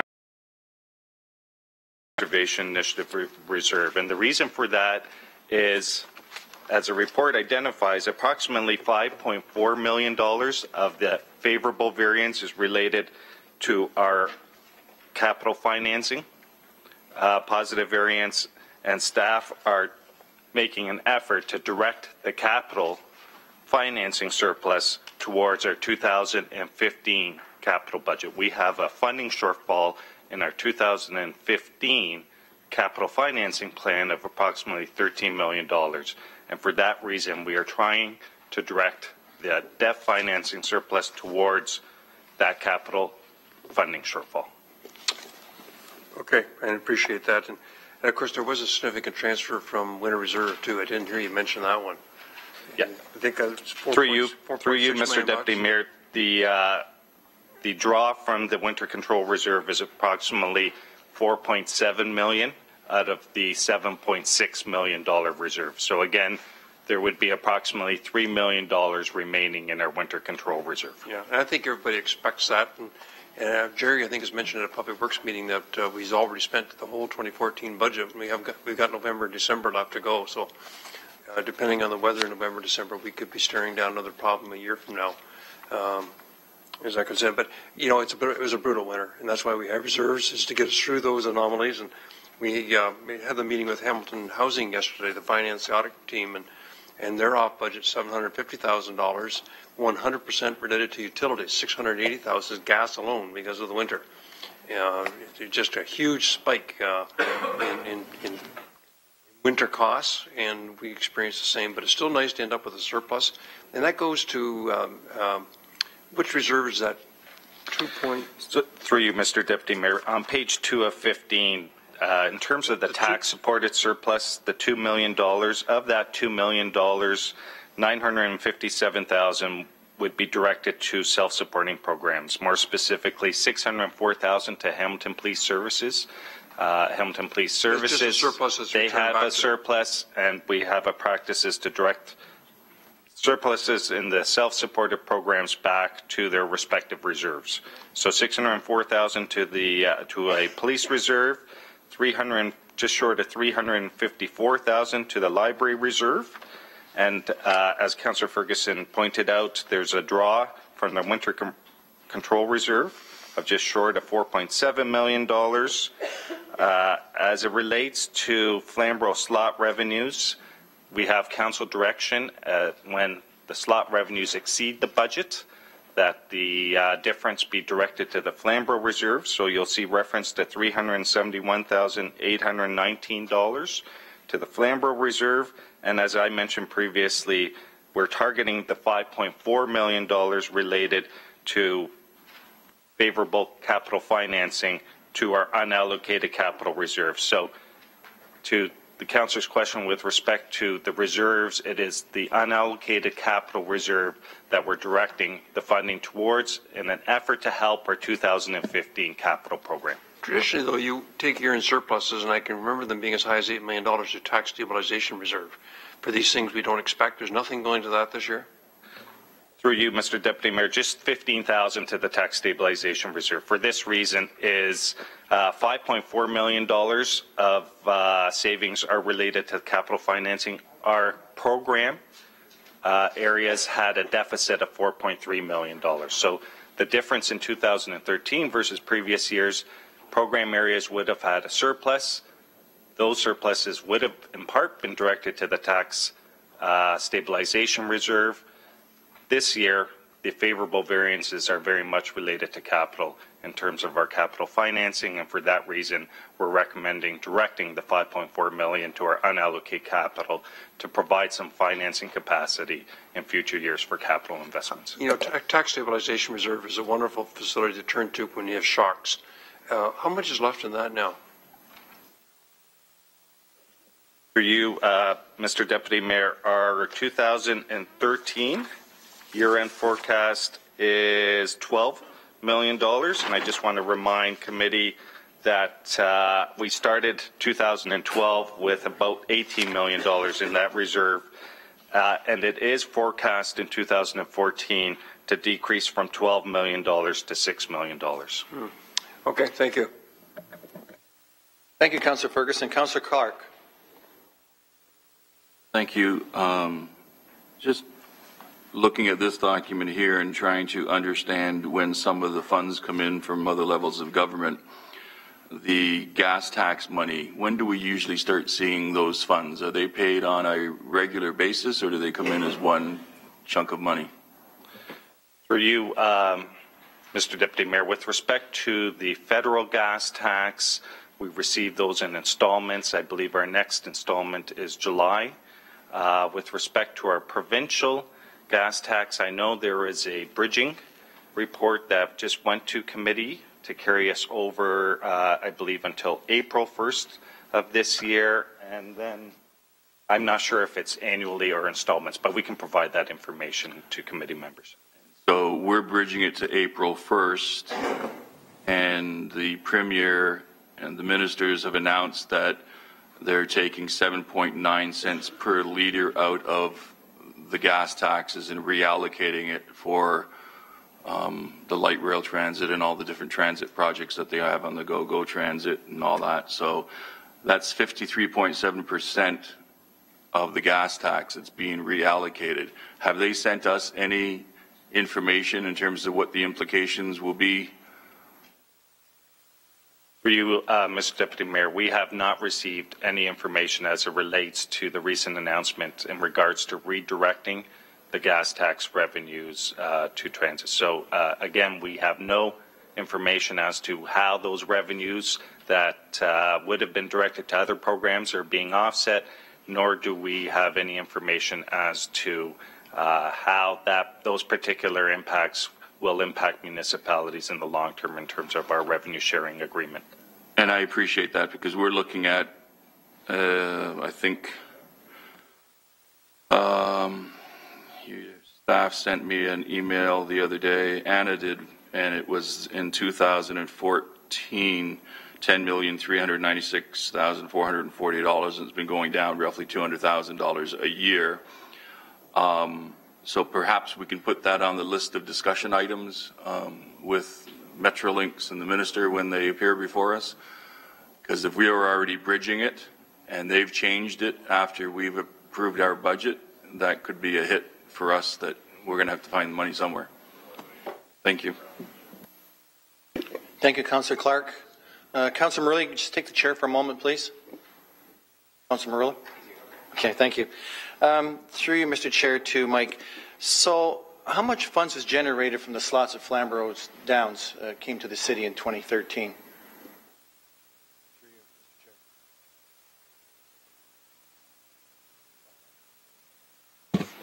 Through the chair, approximately $5.5 million, and the $371,000 that staff are recommending as per council direction to be directed to the Flamborough Capital Reserve. That's the differential between the $5.5 million versus what was budgeted for the 2013 budget with respect to Flamborough slot revenues.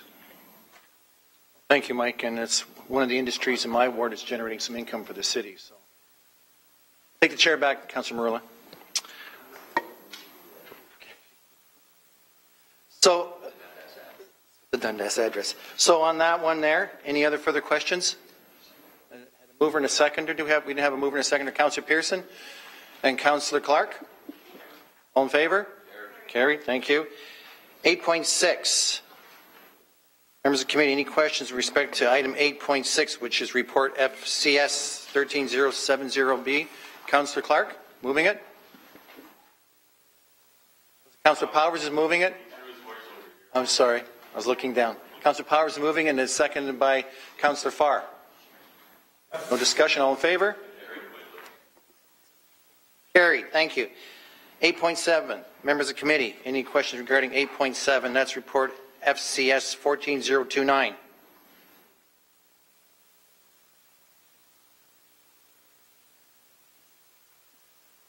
Questions? No.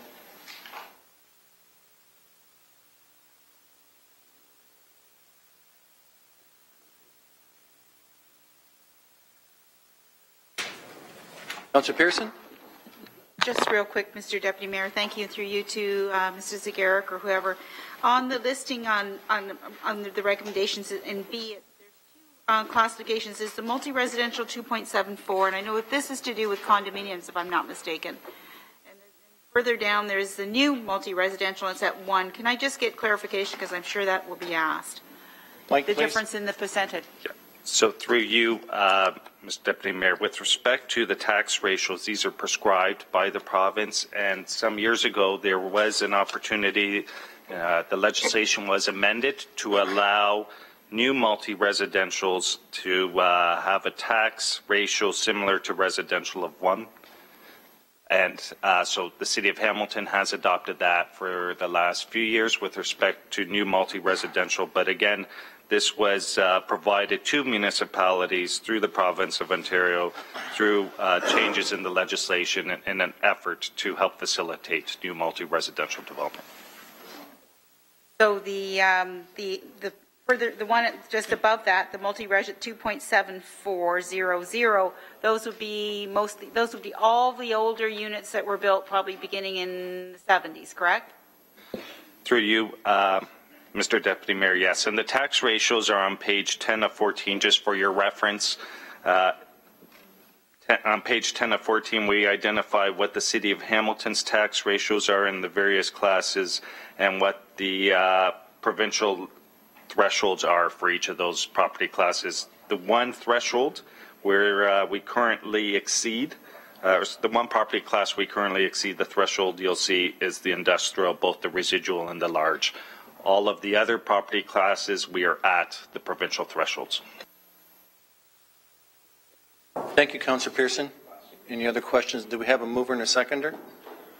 Councillor Pearson? Councillor Ferguson? All in favor? Carried. Thank you. 8.8, members of the committee, item 8.8 is a report 14-001 of the Non-Union Compensation Subcommittee. If there are no questions with respect to items 1 and 2 of this report, may I have a motion to approve these items? Otherwise, if there are any questions, the committee will be required to move into closed session at the end of the meeting for discussions. Moved by Councillor Ferguson. And Councillor Pearson, you have a question? Okay. Okay, so I'll second it. Councillor Powers is going to second that. All in favor? Thank you. On to motions. Councillor Morrow. Holding off on that one, Councillor Morrow, thank you. Councillor Farr. Yes, as indicated earlier, and with respect to item 8.2 today, these are the recommendations from staff related to this 5-year strategy and the TMP. This motion that I brought forward at our last General Issues Committee, Mr. Chairman, was that staff be requested to identify and examine the low-hanging fruit, which was a popular phrase during debate on complete streets and two-way streets at our last GIC. As it relates to previously identified TMP-approved streets for conversion of one-way to two-way, identifying conversion priorities, benefits, impacts, and costs, and report back to the General Issues Committee. I obviously acquiesced to Ward 5's Councillor Chad Collins, whom about a year and a half ago obviously was heading in this direction. We got a little off track. We debated and unsuccessfully a citywide conversation at council last week, and so therefore are in a position now where we can actually identify an answer to much of what is in this motion, and specifically as of the 9 on a previously staff-identified list of low-hanging fruit. Rebecca Street actually was part of the conversation today and will be as we move forward on this issue in the near future with the tabling that we received on the issue as a whole just about an hour ago. So I respectfully and long-windedly, Big C, what do I do here? Just pull it out? Withdraw the motion. And I thank Councillor Collins for all his work on this issue as well. Thank you, Councillor Farr. So few words. Thank you.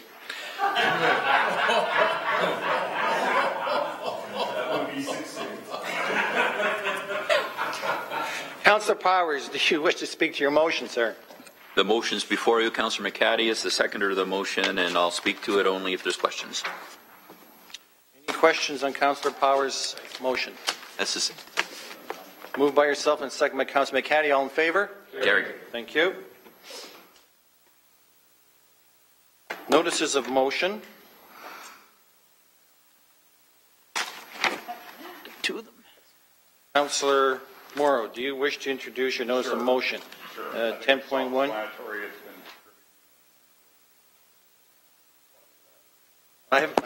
Councillor, I haven't finished reading my Councillor Morrow. Councillor Morrow, I haven't finished reading my words here, so I'll finish up here. So it's 10.1 area rating special capital reinvestment reserve funded projects. Ward 3. Councillor Morrow, do you have a seconder to waive the rules? I hope. I would request one. Second by Councillor Powers to waive the rules. Thank you. All in favor? You can use me. Okay, Councillor Morrow, please. He jumped in. The president of AMO jumps in. I'm not going to turn him down. Councillor Morrow, please introduce your motion. Yes, I think it's self-explanatory. It's roads that have come to my attention. I trust it's a satisfactory way of producing this. I'm basing it on staff advice as to format. And these are the projects that have come to my attention the last couple of months, and I believe overlap somewhat with the work previously done by Mr. Morelli. I'm very pleased to bring these forward in conjunction with the appropriate staff and ask for council's consideration. Councillor Morrow moving it, second by Councillor Powers. All in favor? Carried. Thank you. Councillor Farr, do you wish to introduce your notice of motions? Yeah, I would too. 10.2, just going by my script. 10.2, Ontario Women's Hockey Association bid submission for the 2016 IIHF Ice Hockey Women's Championship. Councillor Farr, do you have a seconder to waive the rules? Councillor Pearson. Councillor graciously offered to waive the rules on this most exciting of prospects. All in favor of waiving the rules? Carried. Councillor Farr. The motion is before us. It is exciting. All things considered, our first gold medal winner in Hamilton history, of course, is Laura Fortino. She is associated with the Canadian team, women's hockey. Best in the world, of course, that gold medal win and a most exciting finish against the United States of America. Their rivals, who quite potentially, if we pass what's before us here today, could be coming to our beautiful city in a few short years, thanks to the hard work and negotiations, very thorough negotiations of our tourism and culture staff with the OWHA, the Ontario Women's Hockey Association, who very much would like to see this World Championship, the best of women's hockey, coming to Hamilton in 2016 at Copps Coliseum. I could elaborate to great extent. I've been very close to this file for about a month now. But I'll just thank Francis first and foremost at Tailgate Charlie's, who was the guy who put the bug in my ear on a short little walk I took about a month ago away from this chambers, actually during a GIC where you were giving me the business, and said you should give these folks a call, and that's led to this effort that sees before us a very minor commitment, really, relatively speaking, when you factor in what generally is expected, of $25K allotted from the Sport Tourism Reserve, and then some about $50K or so, it's not here because it's an or so, of in-kind sort of preliminary rink action that we would offer to the Ontario Women's Hockey Association to make this bid possible. I can say most comfortably that we are shortlisted. We have a very good chance. It's the same thing I said when we moved the Juno motion about a year ago today. And I quite look forward to this wonderful opportunity that presents itself to the city of Hamilton and the hockey fans from all over Ontario and Canada. And I'm also proud to have Councillor Pearson as my seconder. I have Councillor Clark and then Councillor Pearson. Councillor Clark.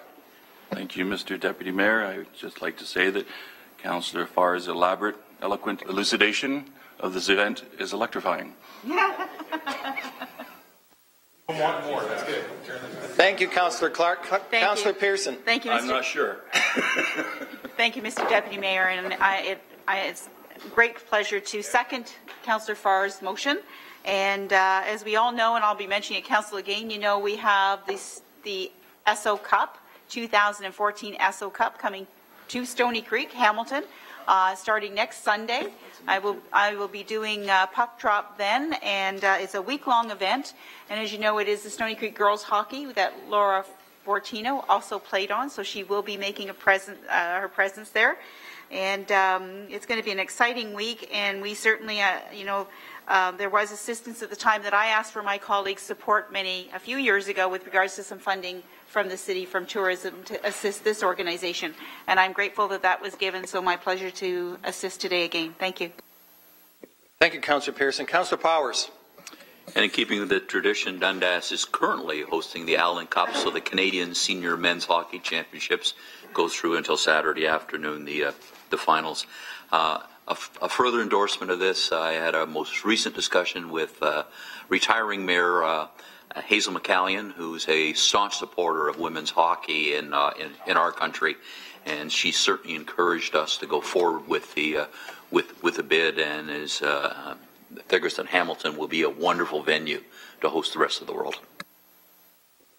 Thank you, Councillor Powers. And on the motions, moved by Councillor Farr and second by Councillor Pearson. All in favour? Here. Thank you. Councillor Collins. Mr. Chairman, I have a notice of motion that I had originally intended to present to Public Works, but because that meeting's been cancelled, I have a motion here, and it's an area rating for road and sidewalk. So I would move to waive the rules to introduce this rather as a motion. So waive the rules. Moved by you, second by Councillor Tom Jackson. All in favour? Carried. Yep, and it's that Malta Drive from Green Hill to Montrose Avenue be rehabilitated using asset preservation practices, with the work to include the rehab and existing asphalt, complete base repairs along with high-risk concrete curb and sidewalk repairs and repaving. B, that $320,000 from the Ward 5 area rating special capital reinvestment reserve be utilized to fund the asset preservation of Malta Drive, and the general manager of Public Works be authorized to prepare, advertise, and award tenders as required for the above noted works. Good. So on that motion, moved by you, second by Councillor Marilla. All in favour? Carried. Any opposed? It's carried. Thank you. No other notices of motions or any of that type of stuff. So we're on to general information. And Councillor Ferguson?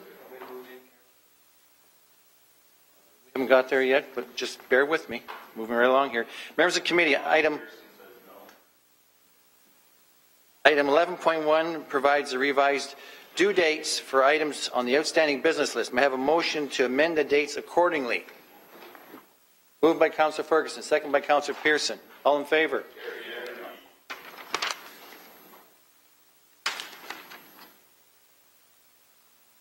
Members of committee, item 11.2 are items that are deemed to be complete and removed by the outstanding business list. May I have a motion to remove these items on 11.2?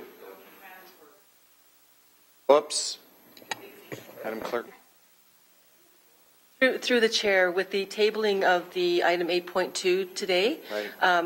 Item LL will still remain on the outstanding business list until the issue is dealt with at the next GIC meeting. Two-way street conversion. Yes.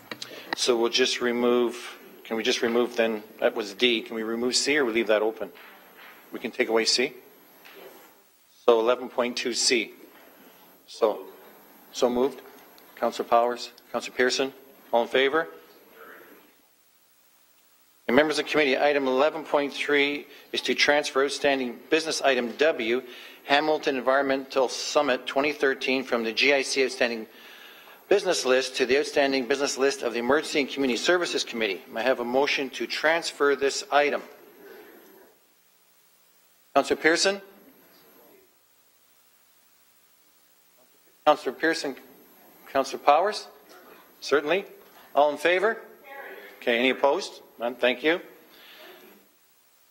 We are on to private confidential. Members of the committee, item 12.2 are the closed session minutes of the March 19, 2014 meeting of the committee. If there are no questions with respect to these minutes, may I have a motion to approve these minutes as presented? Well, 12.1, yeah. Councillor Ferguson? And Councillor Morrow. All in favour? Thank you. Members of the committee, may I have a motion to move into closed session pursuant to subsection B, C, E, and F of the city's procedural bylaw and section 239.2 of the Ontario Municipal Act 2001 as amended, as the subject matter pertains to C, the proposed or pending acquisition, disposition of land for the municipality or local board respecting Cherry Beach Parkland, acquisition strategy, former city of Stony Creek, item 12.2, and acquisition of property in Ward 3, item 12.3. E, litigation or potential litigation, including matters before administrative tribunals affecting the municipality or local board, and F, receiving advice that is subject to solicitor-client privilege, including communications necessary for the purpose and respecting HECFI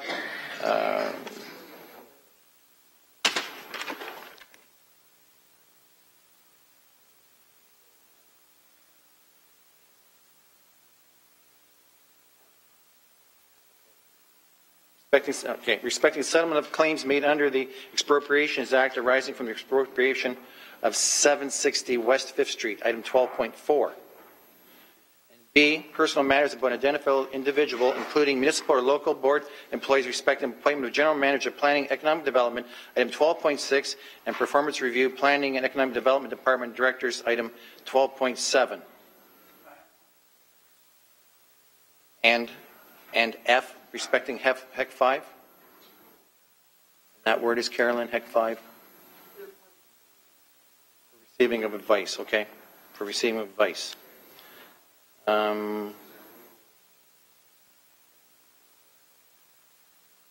This is the added item that was approved this morning by the committee, and it's the in-camera issue on the HECFI contract, and the purpose for moving into closed session is advice, which is of solicitor-client privilege, or any communications necessary for that purpose. Thank you. Thank you. And so in planning economic development directors, item 12.7, do I go through that too then? It's in italics here. Do I still do that one? Councillor Clark? So the last one was the issue that was raised with regards to the unions at HECFI. Is that what I'm understanding? And that's under solicitor-client privilege? An update as to what's happening at HECFI with Carmen's? Janice? Yes, that's correct, through the Deputy Mayor. Yeah. Okay.